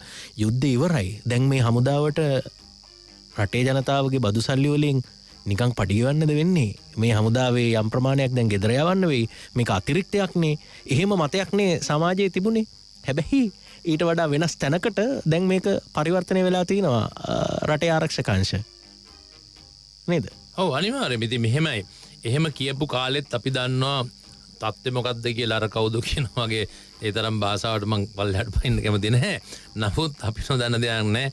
අපි වගේ රටක මම හිතන්නේ අපි වගේ කුඩා රටක් කුඩා ආර්ථිකයක් තියෙන රටක හැම වෙලෙම හිතන්න ඕනේ යම් කිසි බරක්. නමුත් ඒ බරට බරක් නොවෙන්න අපි ජීවත් වෙනවා කියන එකයි මම හමුදා විශේෂයෙන් හමුදාපතිවර වශයෙන් ආරක්ෂක මාණ්ඩල ප්‍රධානීවර වශයෙන් දකින්නේ. මොකද්ද මේ කියන බර මෙච්චරද අපි දුඟතෝ නාවික හමුදාව. නාවික හමුදාව මෙහා සමාන ප්‍රමාණයක් තියාගෙන මෙහා සමාන නැව් තියාගෙන මෙහා සමාන බෝට්ටු තියාගෙන මොනවද කරන්නේ? දැන් බලන්න මද්ද්‍රව්‍ය එනක නවත්තන්න ඕනේ. ඒ කට්ටිය තමයි මේකට බැහැලා වැඩේ කරන්නේ. ඉතින් මේක ආවනම් කොහොමද වෙන්නේ? පොඩි හමුදාවක් තියාගෙන නාවික හමුදාවක් තියාගෙන බෝට්ටු දෙකක් තියාගෙන හිටියනම් දැන් යුද්ධෙවර හිටියනම් මොකද තත්ත්වේ? ඒ තත්ත්වේ සම්පූර්ණ වෙනස්. ඒ වගේ තමයි යුද හමුදාව කියන්නේ. ඔබ වගේ ඇහුව කැලේ මොකද්ද වෙනවා බලනවාද කියලා. කැලේ කියන ඊළඟට අහනවා ආහාර ගැන අහනවා. මේ මොකද්ද අපි බැහැ කිව්වේ? මේ කොවිඩ් එකේ අලුතෙන් නිපයුම් කියනවා. ඒකෙත් අපි ඉන්නවා කියනවා. අපි කියන මොකද්ද නැත්තේ හැමතැනම ඉන්නවා. අන්න අර ප්‍රබල රටේ ප්‍රබල ලෝක ප්‍රබල රටවල් වල හමුදා වගේ බැරක් එකට වෙලා එක්සර්සයිසස් කරලා අපේ ඇඟවල් දික් කරගෙන ලොකු කරගෙන මහත් කරගෙන මේ හමුදාව ඇතුළට වෙලා ඕක විතරයි ලෙෆ්ට් රයිට් කියලාගෙන විතරක් හරි ඉඳලා හිටලා සංදර්ශනයක් පෙන්නලා එහෙම ඉන්න හමුදාවක් නම් ඔව්. නමුත් අපේ එහෙම නෙමෙයි. නායා ගියා කිව්වත් මෙහෙම කිව්වත් කොවිඩ් කිව්වත් ඩෙන්ගු කිව්වත් කියන්න ඕනම දෙයක් අද මියුණක් එන්න පුළුවන්. ඕනම දැනක්. ඒ විතරක් නෙමෙයි. අපි උදාහරණයක් ගත්තොත් අපි අපේ ආගම් වලට අපේ සංස්කෘතිය මංගල්‍ය වලට අපි කරන්නේ අපි ගත්තොත් දායක වෙන ක්‍රමවේදයන් සමහරලාට අපිට ගේන්න හැකියාවක් නැහැ. අපේ සංස්කෘතික කණ්ඩායම්ද නැත්තම් වෙසක් කිව්වොත් පොසොන් කිව්වොත් නත්තල් කිව්වොත් ඒ වගේ දේවල්වලටත් විශාල දායකත්වයක් ලබා දෙනවා. ඔබ ආයතනවලත් ඒ වගේ අපිට කරන්න පුළුවන් උදව්වක් තිබ්බොත් අපි කරලා දෙනවා. අපි සමහරලාට කියනවා අපේ ආයතනේ මෙහෙම දෙයක් දෙනවා අපි ඒකට සපෝට් එකක් දෙනවා. ඉතින් මම දකින්නේ අපි ශ්‍රී ලංකා යුද නාවික සහ ගුවන් හමුදාව රටට බරක් වෙච්ච නැති හමුදාවන් හැටියට මම දකින්නේ. කවුරු කොහෙසේ කෙව්වත් රටේ ජනතාවගේ හෘද සාක්ෂියට තට්ටු කරලා ඇහුවොත් අපේ ජනතාව ඔවුන්ගේ බදු සල්ලි වලින් අපි ජීවත් අපි වැටුප් ලබන්නේ ඒ ලබාන වැටුපට සරිලන සේවයක් හෝ ඊට වැඩි සේවයක් අපෙන් වෙනවද කියන එක රටේ ජනතාව දන්නවා. ඔබයි මමයි දෙන්නත් හදවතට එකගව දන්නවා. ඉතින් ඒක හින්දා මම හිතන්නේ අපි රටේ ජනතාවගේ බදු සල්ලි වලින් ජීවත් වුණත් අපි වැටුපක් ලැබුවත් අපි රටක් වශයෙන් ඒ ලබන දේට වැඩි ප්‍රමාණයකට දායකත්වයක් සපයන්න අපි කටයුතු කළ තිබෙනවා. ඒක හින්දා අපිට මේ කුඩා කියන ස්මෝල් ඇන්ඩ් ස්මාර්ට් ආමි කියලා හොඳයි එහෙම කරන්න පුළුවන් නම් අපි කරන්නේ ওই කියන හමුදාවල රාජකාරී බලන ලෝකේ රටවල් කීයක් හමුදාව යොදාගෙන මේ අවස්ථාවේ කොවිඩ් සටන් කරනවාද කියලා කොවිඩ් දාගෙන සටන් කරන් තිබ්බ හමුදා නොදාගෙන කොහොමද මේ අර කියන වගේ සිංහල වචනෙන් අනාගෙන ඉන්නවද කියලා පේන තත්ත්වයක්ත් තියෙනවානේ. ඉතින් ඒකින්ද මම දකින්නේ හමුදාව දායකත්වයේ කොයිතරම් සුවිශේෂීද කියන එක වන්නි මානුෂයමේදී ඒ වගේම යුද්ධෙදී දැක්කා. අද මේ යුද්ධ කිසි සම්බන්ධයක් නැති කොවිඩ් එකේදී දැක්කලා තියෙනවා. ඊට අතර කාලෙත් යම් යම් විවසනයන් වලදී මේක දැකලා තියෙනවා. මම හිතන්නේ ඒක හින්දා හොඳයි පුළුවන් නම් කුඩා සහ ස්මෝල් ඇන්ඩ් ස්මාර්ට් නාම තියාගන්න පුළුවන් නම් හොඳයි. නමුත් අපේ රටේ තියෙන තත්ත්වයක් එක්ක මම හිතන්නේ මේ ඉන්න සංඛ්‍යාවන් තිබිය යුතුයි කියන එකයි මගේ බලාපොරොත්තු. හොඳයි මම හිතන්නේ අනාගතය පිළිබඳ බලාපොරොත්තු දල්වාගෙන ඉන්න ඔබට අපි වහන ඔබට වටින කාරණා රාශියක් මතුවුණා. මොකද අපිට ජයග්‍රාහී බලාපොරොත්තු තියෙන්නේ. ජයග්‍රහණ රටට උරුම කර දුන් කණ්ඩායමක් එක්ක මේ සංවාදය අපි යෙදෙන්නේ. යුද හමුදාපතිතුමත් එක්ක, ආරක්ෂක මාණ්ඩලික ප්‍රධානීතුමත් එක්ක, ලුතිතන් ජනරල් ශවේන්ද්‍ර සිල්වා මැතිතුමත් එක්ක අපිට දෙන්න කෙටි විරාමයක්. ඉතා ඉක්මනින් නැවත අපි හමු වෙනවා. බැලුම්ගලින් නොකී කතා Net FM Unlimited. බැලුම්ගලින් නොකී කතා Net FM Unlimited.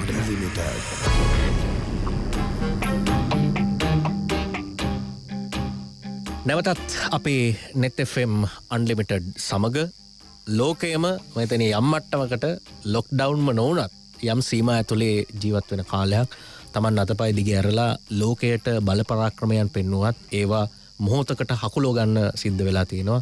එවැනි වටපිටාවක් ඇතුලේ ශ්‍රී ලංකාව මේ තත්වයෙන් යලි පණ නගන්නේ කොහොමද? යලි ගොඩ එන්නේ කොහොමද? එහෙම සමාජය හිතමින් ඉන්න කාලෙක අපේ ගරු යුද හමුදාපතිතුමත් එක්ක ආරක්ෂක මාණ්ඩලික ප්‍රධානීතුමත් එක්ක අපි අද අන්ලිමිටඩ් සංවාදයේ යෙදিলা ඉන්නේ. රට ආයමත් පණ ගහලා වැඩ පටන් ගන්න ලෑස්ති යුද හමුදාපතිතුමා. මාස දෙකකට ආසන්න කාලයක් ගෙවල් වලට වෙලා හිටියේ, හිර වෙලා හිටියේ, කම්මල් වල මැෂින් ඕෆ් කරලා තිබුණේ. ආයමත් ඒවා පණ ගහලා වැඩ පටන් ගන්න ඕනේ. හැබැයි වෙනද හයියෙන්ම දුවන්න බැරි වෙයි. වෙනද වගේ බස් වල ෆුට්බෝඩ් එකේ යන්න බැරි වෙයි. හැබැයි යම් සීමා ඇතුලේ අපි වැඩ පටන් ගන්න ඕනේ. මොකද්ද මේ කාලය ඇතුලේ ඔබතුමාගේ අත්දැකීමත් එක්ක අපිට ජනතාවට සමාජයට දෙන්න තියෙන පණිවිඩය ආයි වැඩ පටන් ගනිද්දී? ඔව් ප්‍රථමයෙන්ම කියන්න ඕනේ අපි මේ COVID-19 ශ්‍රී ලංකාවට පළවෙනි ආසාදිතය සොයාගත් වෙලේ ඉඳලා කියන එක් කතාවක් තමයි ප්‍රථමයෙන්ම ශාරීරික දුරස්ථභාවය කියන එක. ඒත් එක්කම සෞඛ්‍ය විශේෂඥයන් කියනවා කොහොමද සෞඛ්‍ය මේ අතින් අතපය සෝදලා කොහොමද ඉන්න ක්‍රම කියලා දෙනවා. මේක මම හිතන්නේ කියලා දැන් හිසේ කෙස් ගන්නටත් කියලා තිබෙන්නේ. ඒකට දැන් මම හිතන්නේ මේ සම්බන්ධව දැනුමක් තිබෙනවා සමහර කට්ටිය ඉතින් මේ ගැන ක්‍රියා කරේ නැතුණාට. ඉතින් ඒ සම්බන්ධව අනිවාර්යයෙන්ම ක්‍රියා කළ යුතු තිබෙනවා. ඒත් එක්කම රට නැවත වතාවක් කොයිඩ් තියාගෙන හෝ කොයිඩ් ඉවර කළා හෝ පටන් ගන්න අවස්ථාවක් වුණාම සෑම ශාස්ත්‍රයකම පිළිපැදිය යුතු කරුණු සම්බන්ධව මේ වන විට උපදේශ මාලාවන් සෞඛ්‍ය ශාස්ත්‍රයෙන් නැත්නම් COVID-19 අපගේ මධ්‍යස්ථානයෙන් දැන් මේ වෙනකොටත් අපි ලබා දීලා තිබෙනවා. ඒ අනුව සෑම පළවෙනිවෙන්න ඒ ආයතන නැත්නම් තමුන් වැඩ කරන වෘත්තීය කරන ස්ථානයේ සෑම ප්‍රධානියෙක්ටම දැනුම් දීලා තිබෙනවා කොහොමද මේ ආයතනය පවත්වාගෙන යා යුත්තේ කියලා. ඉතින් ඒ කියන දෙයට ඇහුම්කන් දීලා විනයක් ඇතුව වැඩ කිරීම ඉතාමත්ම වැදගත් වෙනවා. මේක මම හිතන්නේ ටික කාලයක්ම කරන්න වෙයි. ඒවා හොඳ දේවල්. නමුත් ඒ සංඛ්‍යාවල අඩුපාඩු තියෙන්න පුළුවන්. නමුත් ඒ ආයතන ප්‍රධානින්ට යුතුයකමක් වෙනවා තමුන්ගේ ආයතන තුල COVID-19 ආසාදිතෙක් ඇතුළත් නොකර ගන්න ආකාරයෙන් කොහොමද ආයතනය පවත්වාගෙන යන්නේ කියන එක. එතුමාගේ වැදගත්කමක් වෙනවා. ඒ සඳහා කෙටි මේකක් හැවුවොත් ඉතින් ඔවුන් මම හිතන අර උණ පරීක්ෂා කරන දේවල්, හොඳ පුරුදු ගියපු දේවල්, දුරස්ථභාවයන් සම්බන්ධයෙන් ඒ දේවල් ඔක්කොම රැකගෙන යන්න ඕනේ. ඒත් එක්ක තමයි ඒ ස්ථානයක රාජකාරී නැත්නම් රස්සාව රැකියාව කරන අයුන්ගේමුත් වගකීමක් වෙනවා. ඒ පුද්ගලයා ප්‍රධානියා කිව්වා ආයතනයේ තියෙන ක්‍රමවේදයන් මොන උපදෙස් දුන්නා හොන තුන තමුන්ගේ යුතුයකමක් වෙනවා. තමුත් ඒ කියන පිළිපදින දේවල් පිළිපදගෙන ඒ කටයුතු කරන්න. ඉතින් මේ සම්බන්ධව සාමාන්‍යයෙන් උපදෙස් ලබා දීලා තියෙනවා මේ පටන් ගන්න ඉස්සෙල්ලා. ඉතින් පටන් ගන්න ඉස්සෙල්ලා දීලා තියෙන උපදෙස් අනුව ක්‍රියා කරන්න කියන එක තමයි ඉතාමත් වැදගත් වෙන්නේ. මම සෑම අවස්ථාවකදීම කියපු එක කාර්යයක් තියෙනවා. ඒ ඇවිල්ලා අපිට අපි හැම එක්කෙනාම ජීවත් වෙන්නේ අරමුණක් එක්කනේ. නිකම් පාරට බහලා යන්නේ නැහනේ. තමුන් යන්නේ ගමනක් යන්නේ අරමුණක් එක්ක. අපේ මේ වෙලාවේ COVID-19 වෙනුවෙන් අපගේ අරමුණක් තිබිය යුතුම තිබෙනවා. ඒ අරමුණ විය යුත්තේ මම COVID ආසාදිතයෙක් වෙන්නේ නැහැ කියන එකට. ඒක තමයි අරමුණ වෙන්න ඕනේ ශ්‍රී ලාංකිකයෙක් හැටියට තමුන් අපගේ මේ මාතෘ භූමිය වෙනුවෙන් කළ හැකි උපරිම රාජකාරියක් වෙන්නේ මේ COVID වසංගතය අත්සේ මම ආසාදිතයෙක් නොවි සිටීම. මම කොහොමද ආසාදිතයෙක් නොවි සිටින්නේ? එහෙමනම් මම ගෙදරින් එළියට ගිහලා shopping මං කිව්වා වගේ shopping කරගෙන ආය නැත්තම් කොයින් shopping ගෙදරට කොවිඩ් දෙන්නේ නැහැ. මේක shopping කරගෙන එන්න යන ගමනක් එළියට වයිද්දි. යන්න ඉස්සෙල්ලා තමුන් සූදානම් වෙලා ඉන්නවද? අර කියන මුඛවාඩම දාලා ඒ විදියට මේ හොදලා තමුන් බහින්නේ පාරට ඒ වගේද. ඊළඟට පාරට බැස්සන් පස්සේ තමුන් යන ස්ථානට යනකම් හමු වෙන අයවලුන් හැම වෙලාවෙම අපේ යුද්ධ කාලේ මේ බෝම්බකරුවෙක් වගේ කියලා හිතාගෙන අර බෝම්බකරුවෙක් කෙනෙක් බල ඉස්සර බලනවනේ මම දකුණ බලනවා බෝම්බයක් බැදගෙන ආපෙකෙද්ද කියලා. අන්න ඒ වගේ මේ පුද්ගලයන් එක්ක අර කියපු දුරස්ථභාවයන් දරකගෙන ජීවත් වෙන්න ඕනේ. එහෙව් කියලා මගේ අන්තිම බස් එක කියලා එල්ලිලා යන එක නෙමෙයි වැදගත්කම වෙන්නේ. හරිද? එල්ලිලා ගිහිල්ලා රපෝර්ට් කරත් වැඩක් නැහැ ආසාදිතෙක් වෙලා. කාට හරි මේක ආසාදනය කරලා වැඩකුත් නැහැ.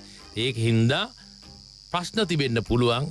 නමුත් අපි ඉස්සෙල්ලම ඒ යන ගමන ඊළඟට ගියාන් පස්සේ සේවය කරන ස්ථානයේ තමුන් ආසාදනයක් නොවි සිටිය යුතු බවට තහවුරු කරගන්න ඕනේ. යම් කිසි ආකාරයෙන් තමුන්ගේකට ඇවිල්ලා තවත් මිනිහට ආසාදෙන් නොවි දෙන්නේ නැති විදිහට බෙදන්නේ නැතුව ඉන්නත් තමුන් ජීවත් වෙන දැනගන්න. අවසාන වශයෙන් හෝ ගෙදරට එන්න ඉස්සෙල්ලා ගෙදරම ඉන්න අහිංසක කට්ටියට ආසාදනය නොකරන්න ගිහිලා කොවිඩ් shopping කරලා එන්න තියෙන්නත් රක බලාගෙන. මම හිතන්නේ මම ඉතාමත් පැහැදිලි මේක කියනවා මං කියන්න දෙයක් නැහැ. සෞඛ්‍ය ශාස්ත්‍රයේ සියලුම ඔබ මාධ්‍ය විසින් පුදුම සේවයක් කරන්නේ මේ රටට. මාධ්‍ය අපි කිව්වේ යුද්ධ දිනුවෙද්දිත් මං කිව්වේ අපිට දිනන්න සමහරවිට අපහසු වෙනවා මාධ්‍යයෙන් දුන්න ප්‍රචාර අනුව තමයි හමුදාට ත්‍රිවිධ හමුදා මිනිස්සු බැඳිලා ඒ වගේ තත්ත්වයක් කරේ. අදටත් මාධ්‍ය දිවාරය කරන්නේ ඒකනේ. සමහර කට්ටිය මන් දන්නේ මේ ආයතනේ මේ කොවිඩ් දැන් වැඩියම ගියපු කාලේ දවස් 7ක් විතර මේක වෙලා නැවතිලා මේ දැන් මෙතන මැදිරිට එද්දිදි මට හොඳ සුවඳක් ආවා. අවුවම කිව්වා මෙතන උවෙනවයි කියලා. හරිද? ඉතින් මම හිතන්නේ ඒ වගේ මේ වගේ නැවතිලා මේ වැඩ කරන්නේ රටේ ජනතාවේ නෝබලා වැඩ කරන්නේ. අපි ප්‍රශංසනීය ඔබට ආචාර කරනවා. අපි ඔබතුමාලා කරන සේවයට මම දකින්නේ මේ අවස්ථාවේදී දෙන උපදෙස් විතරක් පිළිපදින්න එච්චරයි. කරලා අර අරමුණු තියාගන්න මම ආසාදිතෙක් වෙන්නේ නැහැ කියලා රටක් වශයෙන් අපිට ජයග්‍රහණය කරන්න පුළුවන්. හොඳ පරිවිඩයක් දුන්නේ අමුදාපත්තුමා මේ කොවිඩ් shopping කරන් ගෙදර එන්න එපා. වෙන දේවල් අවශ්‍ය දේවල් ගෙනාවට කමන්නේ. එහෙම වුණොතින් හරි කරදරයි. ඒත් එක්කම මේ විදේශ රටවලින් පැමිණෙන්න රටට එන්න විශාල පිරිසක් සූදානම්ෙන් ඉන්නවා. මේ ලොට් එකම එකපාරට රට ඇතුළට ඇතුළු වුණොත් මේ පිරිස ආවොතින් කොහොමද මේක රට දරාගන්නේ? සමහර වෙලාවට රට ඇතුළේ හිටියත් පිටින් ආවත් සමහර ආසාදිතව ඉන්න පුළුවන්. වෛරසය තියෙන අය ඉන්න පුළුවන්. අර ඔබතුමා කලින් සඳහන් කරා වගේ කවුරුත් බොහොම කැමැත්තෙන් වෛරසය ඇඟට දාගන්නේ නැහැ. මොකක් හරි ක්‍රමයකින් ඒක Tamanගේ ශරීරගත වෙන්න පුළුවන්. මෙහෙම බයක් තියෙනවා. එයාපෝට් ඇරියොත් ඒ තත්වෙට කොහොමද සැලසුම් සකස් කරලා තියෙන්නේ? එන ඕන කෙනෙක් පිළිගන්නවද? එන ඕනම වෙලාවක එන්න පුළුවන්ද? එන ඕනම කෙනෙක් පිළිගන්න බලාපොරොත්තුවක් දැනට නැහැ. අපි ඉස්සල්ලාම අපේ රටේ මේ රටේ ඉපදිච්ච පිටරට ජීවත් වෙන මිනිස්සු අපේ මිනිස්සු. අපිට විතරක් නෙමෙයි මේ පොළොව අයිති. ඔවුන්ටත් අයිති මේක. ඔවුන්ගේ අවශ්‍යතාවයක් අනුව පිටරටකට යන්නේ නැති. අපි ඒක තේරුම් ගත යුතුයි. ඔබ ඇහුව ප්‍රශ්නෙට ඍජු පුළුතරක් දුන්නොත් මේ වෙනතට අපි දකින්න විදියට ගුවන් තොටුපොළ විදේශිකයන්ට විවෘත කිරීමේ බලාපොරොත්තුවක් දැනට නැහැ. ඒක දීර්ඝකාලීන සැලැස්මක කවදා හරි එයි රටේ තිබෙන තත්ත්වය අනුව. නමුත් දැනට විවෘත කරලා තිබෙන්නේ අපගේ ශ්‍රී ලාංකිකයන් අභිමානවත් වූ ශ්‍රී ලාංකිකයන් පිටරට රැකියාවල ගිහිල්ලා ඉන්න නැත්නම් ඉගෙන ගන්න ගිහිල්ලා ඉන්න කට්ටිය රටට ගෙන්වා ගැනීමට අපේ යුතුයකමක් වෙනවා. නමුත් ඒ යුතුයකම කළ යුත්තේ යම්කිසි සැලසුමකට. ඒක අනුව තමයි රජය විසින් ඉස්සෙල්ලාම පටන් ගත්තා අපේ නාවික නැවක ඇවිල්ලා පුද්ගලෙක් බැස්සා. ඒක ලොකු දෙයක් නෑ. යාව අපිට ගන්න හැකියාවක් තිබුණා. නමුත් කණ්ඩායම් වශයෙන් රටට ගෙන්නා ගැනීමේදී පටන් ගත්තා ශිෂ්‍යයන්ට මුල් තැන දෙන්න. මොකද ඔවුන් ගිහිලා දින ඉගෙන ගන්න. ඔවුන් රස්සාවක් නෙමෙයි කරන්නේ. ඔවුන්ට ඉන්න තැනක් කියලා දෙයක් නැහැ. බෝඩිමක හරි මොකක් හරි තැනක නවාතැනක ඉන්නේ. ඉතින් ඔවුන්ට ඒ රටවල් වලත් මේ කියන වගේ ලොක්ඩවුන්ස් දාලා තියෙනවා නම් කන්නේ බොන්නේ කොහොමද? ඒ ප්‍රශ්න ආවා. යුනිවර්සිටිස් වහලා ඒකට යන්න කියනවා. එතකොට කොහේ යන මේ ශිෂ්‍යයන්? අපේ රටේ අනාගතයේ ශිෂ්‍යයන් කියන්නේ. අපි ඕන් රැක බලා ගන්න ඕනේ. ඒකින්ද රජය ප්‍රතිපත්තිමය තීරණයක් අරගෙන රජයේ විසින් ශිෂ්‍ය ශිෂ්‍යාවන් සහ පාඨමාලා වලට ගොස් තිබෙන විවිධ ශාස්ත්‍රයන් රජයේ ඒ වගේ කට්ටියව ගෙන්න ගැනීමට කටයුතු කරා. ඉස්සෙල්ලාම සාක්කලාපය ගෙන්න ගත්තා. දැන් සාක්කලාපේ රටවල් වල හිටපු ශිෂ්‍ය ශිෂ්‍යාවන් සියල්ලක්ම ඔගේ ලංකාවට ගෙන්නගෙන තියෙනවා. දැන් ඊයේ දිනෙත් නැත්නම් අද දිනෙත් අද උදෑසනත් ලංකාවට බ්‍රිතාන්‍ය මහා බ්‍රිතාන්‍යයෙන් දෙවන ගුවන් යානයත් ගෙන්න ගනු ලැබුවා. මීට දවස් දෙකකට ඉස්සෙල්ලත් 208ක් ලංකාවට ඒ ආකාරයෙන් ගෙන්න ගන්න ලැබුවා. ඉතින් මේ ආකාරයෙන් ශිෂ්‍යයන් තමයි ඉස්සෙල්ලාම ගෙන්න ගන්නේ. මහා බ්‍රිතාන්‍ය අද දිනෙන් අවසන් වුණාම ඊළඟට සිංගප්පූරුව, මැලේසියාව, ඒ වගේ මේ වගේ රටවල් වල ඉන්න අපේ ශිෂ්‍යයන් ඉන්නවා. ඒ කියන්නේ ශිෂ්‍යයන්ම ඉන්න ස්ථාන තියෙනවා. ඊළඟ රුසියාවෙත් මම දකින්නවා ඉන්නවා. මේ ශිෂ්‍යයන් ඉස්සෙල්ලා ගෙන්න ගත්තන් පස්සේ අනිකුත් අයටත් මේ දොර විවෘත කිරීමට රජය සැලසුම් සකස් කරගෙන යනු ලබනවා. නමුත් හැම වෙලාවෙම මේ රට ඇතුළට ගෙනලා එකටත් කොයි දෙන්නත් බෑනේ. හරිද? ඉතින් මේ රටේ තිබෙන තත්ත්වයක් හා සමගාමීව සැලසුමකට අනුව ඒ කට්ටිය ගෙනෙයි. සමහරට කට්ටියට තේරෙයි අයි තාමත් අපිව නැත්තේ කියලා අපි දකිනවා. ඔව් ඉතින් මේ සැලසුමකට යන හින්දා තමයි අද දැන් ඔබගේ මැදිරියට එන්න ඉස්සෙල්ලත් මට යම්කිසි කෙනෙක් ඇහුවා තවත් රටක් කියලා. ඔව් අපේ ඉන්නවා සමහර පුද්ගලයන් ඇත්තටම ව්‍යාපාරිකයන් නම් නොකිව්වත් මට එක ව්‍යාපාරිකයෙක් ප්‍රබල ව්‍යාපාරිකයෙක් කතා කරලා කිව්වා ඔහු මුළු ගුවන් යානටම මුදල් ගෙවන්නම් ඒ කට්ටිය ලංකාවට එනවා නම් සම්පූර්ණ විදිහම එතුමා දරන්නම් කියලා කිව්වා. ඉතින් ඒ වගේ ඉන්නවා කට්ටිය ලංකාවට ගෙන්න ගන්න ඕන. නමුත් අපි සැලසුමකට අපි කටයුතු කරන බව තේරුම් ගත යුතු තිබෙනවා. ඒත් එක්කම ඔබතුමා කියපු විදිහට ඒ කියන්නේ රට බලන්නේ අයට විදේශ සංචාරකයන්ට දැන් මෙහෙම අවස්ථාවක් ලබා දෙන්න සැලසුමක් ගැන කතා කරලා නැහැ. දැනට නැහැ. ඔව්. ඊට පස්සේ මේ නාවික හමුදාව සම්බන්ධයෙන් වුණ කාරණය ඔබතුමා අපේ රටේ වීරෝදාර රණවිරුවන් කියලා කතා කරා. දැන් මේ වචනෙට තව බරක් එකතු කරාද මේ අපේ වැඩසටහනේදී ජාතියේ පිනට පහළ වුණු වීරෝදාර රණවිරුවන් කියලා. ඔවුන්ට මේ රෝගයට ගොදුරු වෙන්න සිද්ධ වුණේ සුදුවැල්ල ප්‍රදේශයේදීත් ඒ සිදු වුණු සිදුවීම් හරහා කියලාත් අපිට දැනගන්න ලැබෙනවා. ඇත්තට මෙතනින් නාවික හමුදාව හරහා යම් වැරද්දක්ද සිද්ධ වුණේ මෙතරම් ව්‍යාප්තියකට යන්න? මොකක්ද ඒ තත්ත්වය? කොහොමද ඔබතුමාලා විශ්ලේෂණය කරන්නේ? ඔව් අපගේ වීරෝදාර නාවික රණවිරුවන් සංඛ්‍යාවක් රටේ මේ ආකාරයට ආසාදෙන් ලක් වුණා. ඔබතුමා කිව්වා වගේ තම රාජකාරිය කරන්නට ගිහිල්ලා වෙච්ච සිදුවීමක් හැටියටයි මේක දකින්නේ. ඔව් අපිට කරන්න තිබ්බනම් ඒ අවස්ථාව තිබේ නැතුව තිබ්බනම් වඩාත් හොඳයි. නමුත් අපි ඔබතුමාම දැන් ටිකකට ඉස්සෙල්ලා කිව්වා ගෙදරින් ඉරට බහිලා ආසාදිතයෙක් වෙන්න බලාගෙන නෙමෙයි මිනිස්සු යන්නේ කියලා. ඉතින් මේ කට්ටියත් එහෙම දෙයක් නෙමෙයි. ඒතකොට සෞඛ්‍ය ශාස්ත්‍රවලත් අපිට දුන්න උපදෙස් විවිධ ආකාර උපදෙස් තිබුණා. ඔබ දන්නවා ඉස්සෙල්ලා මම කතාව පටන් ගද්දි කිව්වා කියලා අපේ මේ මුඛවැස්මක් අවශ්‍ය නැහැ කියලා කාලෙකුත් තිබ්බා. මුඛවැස්මක් අවශ්‍ය නැහැ කියන කාලෙක ඔය සුදුවැල්ලට යද්දි අපේ කට්ටිය මුඛවැස්මකුත් දාගෙන ගිහිලා තමයි මේක ආවේ. නමුත් අර වෙලා තියෙන සමහර අවස්ථාවලදී රාජකාරිය නෙමෙයි කරන්න වෙන්නේ සමහරලාට ඔවුන්ගේ හැසිරීම අනුව. ඉතින් ඒක හින්දා මට කියන්න තියෙන්නේ ඔවුන්ගේ රාජකාරිය බලාපොරොත්තු නොවුණු දේවල් ඔවුන්ට අත්දැකීම් මේ අවස්ථාවේ ලබන්න වුණා.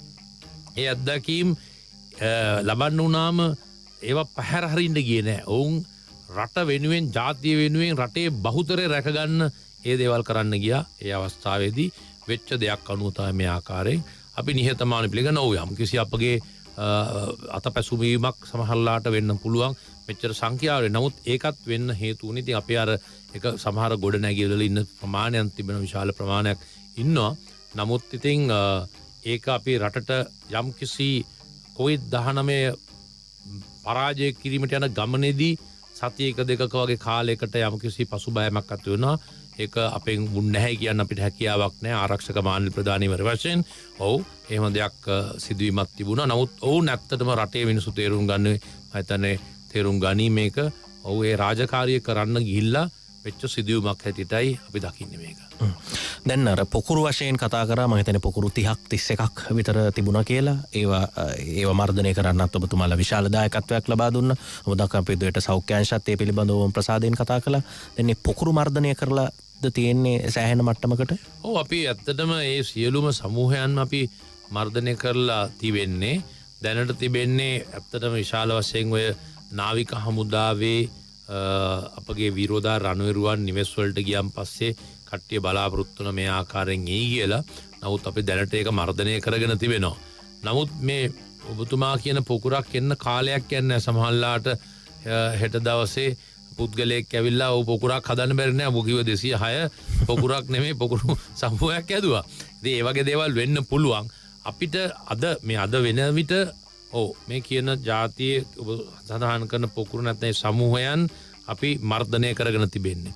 නමුත් ඉදිරි කාලෙදී එක පුද්ගලයෙක් ඔහුගේ ඇසිරීම අනුව පොකුරක් හදන්න පුළුවන් තත්ත්වයක් නැතුවා නෙමෙයි. ඉතින් ඒකින්ද අපි ඒකින්ද තාමත් ඕනකමින් අවධානයෙන් සිටිනවා. අපි බලාපොරොත්තු වෙනවා ජනතාවට කියන ඔබ පොකුරක සමාජිකයෙක් වෙන්න උත්සාහ කරන්න නම් යන්න එපා. මොකද මම අර කිව්ව ක්‍රමවේදයන් ඉන්නවනේ ඔබත් නැත්තම් ඔය කියපු පොකුරේ සමාජිකයෙක් වෙන්න පුළුවන්. ඒ වෙන්නේ නැතුව තමුන් ශාරීරික දුරස්ථභාවයන් රැකගන්න අපි දැනට ඒ කියන සමූහයන් අපිට සන්තෝෂ වෙන්න පුළුවන් තත්වයකට සෑහීමකට පත් වෙන්න පුළුවන් ආකාරයට මර්ධනය කරලා තියෙන්නේ. ඔව්. අපි බොහෝ දේවල් සුබවාදීව දකින්නේ. ඒ හින්දා අපි සුබවාදී කාරණා රාශියක් කතා කරා. තරාදියක් බැලුවට පස්සේ එක පැත්තකට හොඳ විතරක් ඇවිල්ලා මේ අර පොළොව පසාරු කරගෙන යන්න තරම් ඒ පැත්ත බර වැඩි වෙලා අනිත් පැත්ත උඩටම යන්නේ නැහැ. සමහර දේවල් තරාදී අනිත් පැත්තටත් එකතු වෙනවා. දැන් මේ සමහර කඩාකප්පල්කාරී ක්‍රියාත් මේ ඇතුලේ තියෙනවාද හමුදාපතිතුමා? ඒ කියන්නේ සෞඛ්‍යමය දත්තත් ඒ කාරණා කියනවා. වෙලා මුල් වතාවේ පොසිටිව් කියලා කියන අය පස්සේ නෙගටිව් වෙනවා. සමහර වැඩිපුර සංඛ්‍යාවක් සමහර තැන්වලින් පොසිටිව් කියලා එනවා. මේ වගේ කතා සමාජ මාධ්‍ය ඔස්සේ තියෙනවා. මේවා හරි වෙන්නත් පුළුවන් වරදින්නත් පුළුවන්. ඔබතුමාගේ දැනුවත් භාවයේ හැටියට එහෙම කඩාකප්පල්කාරී ක්‍රියාත් මේ ඇතුලේ සිද්ධ වෙනවද මේ සිස්ටම් එක ඇතුලේ? දැන් මෙහෙම ඇත්තටම අවංකවම ඔබතුමා කියන කාරණෙන් තව පිටතට වචනයක් එකතු කරොත් සමහර කට්ටිය මම දැක්කා කියලා තියනවා කියලා මේ බොරු ගණන් අපි දෙන්නේ කියලා. අපි මේ හංගලා කියලා. මේකේ හංගන්න හැකියාවක් නැහැ. හංගන්න හැකියාවක් නැහැ. මේ රටේ මිනිස්සු අර මේ කාමරේදලා හැපැත්තේ මේ ගෙදර ඉන්න ගමන් මේ ගෙදර මොනවා වුණත් එහා ගෙදර මොකද්ද වෙන්නේ කියලා බලන කට්ටියක් ඉන්නවානේ. ඒත් එක්ක මේකේ අපේ රටේ මාධ්‍යවේදිනුත් ඇවිල්ලා බුද්ධ්‍යංශ වගේ තමයි මේ හැරෙන්න බෑ හොයාගෙන ඉවරයි. ඔබ හිතනවාද ඔබලට හමු නොවි මේකේ මේ හංගන්න හැකියාවක් තිබෙනවා කියලා? කිසිසේත්ම නැහැ. අනිත් එක මේක හංගන්න අවශ්‍යතාවයකුත් නැහැ. මන්ද සමාජය දැනගන්න ඕනේ මේකේ බරපතලකම. මේක මේ අඩු කරලා කියන්න කිසිම හේතුවක් නැහැ. අපි ඇත්ත ඇතිසැටියෙන් කියන්නම ඕනේ බරපතලයි නම් බරපතලයි කියලා කියන්න ඕනේ. මොකද සමාජය දැනුවත් වෙන්න එපා. බරපතලකමක් තියෙද්දි නැහැ කියලා ගෝ සමාජ මිනිස්සු වැඩියෙන් එහෙට මෙහෙට ගිහිල්ලා අර මේ දැන් ඔක්කොම ඉවරයි කියලාත් හිතා ගන්නවනේ. ඒකින්ද කිසිම අවස්ථාවක බලාපොරොත්තුවක් තිබ්බේ නැහැ මේව අඩු කරලා බෙදන්න. අඩු කරලා කියන්න. ඒ ඇත්ත ඇති සැටියෙන් කියා ගැනීම තමයි ඕනේ. අපිට පුළුවන් තා වැඩි කරලා හරි කියන්න පුළුවන් නම් ඒක මම හිතන්නේ බදා මේක ඉක්මනට ඉවර කරගන්න ඕනේ හින්දා. ඉතින් ඒකින්ද මම දකින්නේ අපි දැනට කරන්නේ ඇත්ත ඇති සැටියෙන් කියන්නේ කිසිම ගණන් වල වෙනසක් නැහැ. ඇත්තම ගාණන් ඔය කියන්නේ. ඊට අමතරව තව කාරණයක් තමයි ඔබ ඇහුව ප්‍රශ්නේ තමයි මේ කොහොමද මේ කට්ටිය මේ සම්බන්ධයෙන් විවිධ මතධාරණ එක සම්බන්ධයෙන් කාරණාව. ඉතින් මම දකින්නේ ඇත්තටම මේ කට්ටිය අපේ සමාජය තුළ මේ දේ කරගෙන යද්දී විවිධ මතධාරණන් අපිට ඉන්නවා.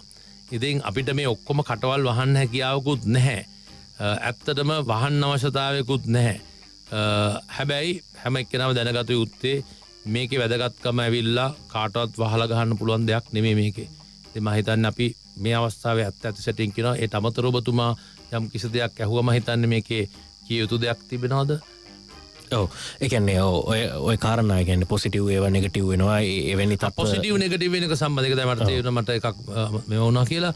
ඒ පොසිටිව් නෙගටිව් වෙන එක ඇත්තටම ඔබ දන්නවද මේ සමහරලාට කියද්දි පළවෙනි එකෙන් නෙමෙයි දෙවෙනි කවුන්ට් එකෙන් තමයි සෞඛ්‍ය ක්ෂේත්‍රයේ කරන්නේ.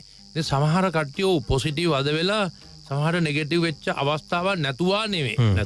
එහෙම තිබිලා තියෙනවා. ඉතින් දන්නවා මේක කරන්නේ කවුද මේ පොසිටිව් නෙගටිව්ද කියලා කියන්නේ මිනිස්සෙක් නෙමෙයිනේ. මැෂින් එකකින් කියන්නේ. එතකොට මේ මැෂින්ස් වලත් සමහරට කරගෙන යද්දි සමහරලාට යම්කිසි අඩුපාඩුකම් මැෂිමක් ඇතුළත වෙන්න පුළුවන්. ඉතින් ඒ වගේ අවස්ථාවක් දැක්කම සෞඛ්‍ය ක්ෂේත්‍රයේ කාන්නේ ඒ ටෙස්ට් එක නැවත වතාවක් වෙනත් ලැබ් එකකට දාලත් ටෙස්ට් කරන අවස්ථා තිබෙනවා. එහෙම කරගන්න ඕනේ. ඉතින් ඒකින්ද අපිට කවදාකවත් මම හිතන්නේ මම සෞඛ්‍ය වෛද්‍ය නිලධාරියෙක්ට අධ්‍යක්ෂක ජෙනරාල් නෙවෙයි කොවිඩ් එකේ වැඩ කරන පුද්ගලයා හැටියට ක්‍රියානිති මන්ත්‍රීස්ථානයේ ප්‍රධාන හැටියට මම මේ ලැබපු අත්දැකීම් එක්ක මම දැක්කේ මේකට විශේෂයෙන්ම වෙන්නේ සමහර අවස්ථාවලදී එකක් දෙකක් එහෙම පොසිටිව් වුණාම නෙගටිව් වෙච්ච අවස්ථා තිබ්බ එක නැහැ කිව්වොත් බොරුවක් වෙනවා. එහෙම වෙච්ච අවස්ථා තිබුණා. සමහර කට්ටියගේ අද බලලා තව දවස් දෙකකින් නෙගටිව් වෙන සමහරට අර වෛද්‍යවරුන් කියනවා ඒ ඇඟේ තියෙන ඒ ප්‍රතිශතය අඩු වෙගෙන යනවා කියලා. එතකොට අද තිබ්බට සමහර වෙලාව දවස් දෙකකින් නෙගටිව් වෙන්නත් පුළුවන්. ඉතින් ඒ දේවලුත් තියෙනවා. ඉතින් ඒකින්ද කවුරු හරි අපිට කොයි වෙලාවකවත් කියන්න බෑ කිව්ව පොසිටිව් ඔක්කොම පොසිටිව් කිව්ව නෙගටිව් ඔක්කොම නෙගටිව් කියලා කියන්න පුළුවන් තත්ත්වයක් නෑ මම හිතන්නේ. ඔව්. මේ අපි කතා කරන බදාද රෑ ඔබ දැන් ඔබ ඉන්න තැනකින් ඔබ ගෙදර නම් ඉන්නේ ජනේලෙන් ඔළුව දාලා අහස බැලුවොත් ඔව් ඔබේ අහසේ දකින්නේ වෙසක් සඳ.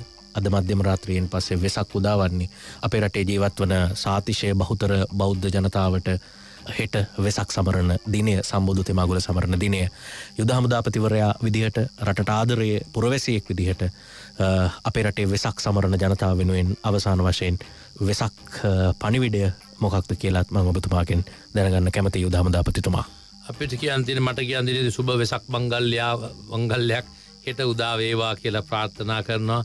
අපේ බුදුන් වැඩි දේශය, මම නම් හිතන්නේ මම බෞද්ධයෙක් හින්දාම නෙමෙයි, මේ බුදුන් වැඩි දේශයේ හින්දාමයි අපි මේ දක්වා මේ තත්ත්වෙන් COVID-19 රදා පවත්වන්නේ කියලාත් මං හිතනවා. ඒක මේ කාටවත් කරන අගෞරවයක් නෙමෙයි, ඒ වගේ තත්ත්වයක් තිබෙන්නේ. ඉතින් අපි දැනගන්න ඕනේ අපි වෙසක් කියන්නේ සාමාන්‍යයෙන් පාරවල් වලට බැහැලා ගිහිල්ලා දන්සැල් දීලා මේ අපි නිකන් අවුරුද්දටත් වැඩිය ඔබට ගිහිල්ලා අපි කරන දේවල් තිබෙනවා. නමුත් මේ අවස්ථාවේදී ඒක කරන්න හැකියාවක් නැහැ. අපි අවුරුද්ද සිංහල දමිළ අලුත් අවුරුද්ද අපි අපේ ඉතිහාසයේ ප්‍රථම වතාවට විවිධම නිරෝධායන අලුත් අවුරුද්දක් සැමරුවා. ඒ ආකාරයෙන්ම තමයි අදටත් හෙට උදෑසන වෙන මධ්‍ය රාත්‍රියෙන් පස්සේ උදාන මේ වෙසක් දිනේදීත් වෙන්නේ අපිට වෙසක් දින කීපෙම රජය විසින් ප්‍රකාශයට පත් කරලා තිබෙනවා. ඒ වෙසක් එකත් අපිට දෙන්නේ නිරෝධායන වෙසක් සැමරුමක් තමයි කරන්න වෙන්නේ. ඉතින් ඒකින්ද අපිට පුළුවන් නම් දැන් කඩවහල නම් කොළඹ ප්‍රදේශ, කළුතර, පුත්තලම දිස්ත්‍රික්කවල ගම්පහ ගිහිලා දැන් මේ බට කපාගෙන ඇවිල්ලා වෙසක් කුඩු හදන්න අවස්ථාවක් නැති වෙන්න පුළුවන්. ඒ දේ නැතුණත් අපි පහනක් හරි දැල්වලා, අපි බෞද්ධයන් හැටියට අපේ පහන කියන එක සංකේතයක්, අපේ ලොකු සංකේතයක්. අපි පහනක් හරි පහන් කීපයක් හරි සමහරට හයි පහන් දැල්වන්නේ කොහොමද කියලා පහන් අරන් නැති හින්දා. නමුත් පහන් දැල්වන හැටි සමහරලාට ඕන තරම් ක්‍රමවේදයන් තිබෙනවනේ. මෙච්චර විශ්වකර්ම කරන අපේ රටේ ඒක හරි කරයි. ඉතින් බැරි නම් කරන්න දෙයක් නැහැ. නමුත් පුළුවන් ආකාරයෙන් ඒ ආකාරයෙන් වෙසක් එක අපි සමරමු. අපි වෙසක් උත්සවයේදී අපි වෙසක් සමරද්දී හැම වෙලේම පන්සලකට ගිහිල්ලා අපි බලාපොරොත්තු වෙන අපි මොන හරි ප්‍රාර්ථනා කරනවා. අපි ප්‍රාර්ථනා කරමු හැම එක්කෙනෙක්ම ශ්‍රී ලාංකිකයෙක් හැටියට ප්‍රාර්ථනා කරන්න කියලා කාරුණු ගිල්ලා සිටිනවා. හැකි ඉක්මනින් COVID-19 ශ්‍රී ලංකාවේ පරාජය කරලා අපිට රටක් හැටියට හෙට දවස නැත්තම් එන හැකි ඉක්මනින් අපිට රටක් වශයෙන් ලෝක සිතියේමේ COVID පරාජය කරපු රටක් හැටියට හැකි ඉක්මනින් නැගිටින්න මේ වෙසක් සමේ ඔබ ප්‍රාර්ථනා කරන්න කියලා තමයි මට ඉල්ලන්න වෙන්නේ. එමනම් අපේ හදවතේ පහන් දල්වාගෙන, ඒ දෙස නෙත් දල්වාගෙන මේ වෙසක් සැමරුමට අපි හදවතින් එකතු වෙමු කියන ආරාධනය කරමින්, මම හිතන්නේ ඊටමත් කාර්යබහුල පුද්ගලයෙක් අපේ රටේ මේ මොහොතේ ඊටමත් සක්‍රියව වැඩ කරන අපේ රටේ හමුදාපතිතුමා, ආරක්ෂක මාණ්ඩලික ප්‍රධානීතුමා ලුයිතන් ජනරල් ශවේන්ද්‍ර සිල්වා මැතිතුමා ඔබ අපේ රටේ ජයග්‍රහණ අරගෙන දෙන්න බොහොම කැපවෙලා කටයුතු කරපු පුද්ගලයෙක්. මේ වෙලාවෙත් ඔබේ වචන වලින් තේරෙනවා හදවතේ හැඟීම. ඒ හැඟීම යථාර්ථයක් බවට පත් කළා රට අපි බලාපොරොත්තු වන සමෘද්ධිමත් රට ගොඩනගන්න. මේ වෙලාවේ ත්‍රිවිධ හමුදාවේ ප්‍රධානියා හැටියට, ආරක්ෂක මාණ්ඩලික ප්‍රධානීතුමා හැටියට ඔබට ඒ සියලු ශක්තිය, ධෛර්යය ලැබෙන්න කියලා ඇත්තටම හදවතින් ප්‍රාර්ථනා කරමින් අපේ ආරාධනය පිළිගත්තට අපේ ගෞරවයත් ඔබතුමාට ලබා දෙමින් බොහොම ස්තුතියි කියනවා. බොහොම ස්තුතියි ඔබතුමාට. බොහොම ස්තුතියි මනෝජ්. යලිත් දිනක හමු වන බලාපොරොත්තු ඇතුව එහෙමනම් අපි සමුගන්නවා ප්‍රාර්ථනීය සැමට. සුබ රාත්‍රියක්.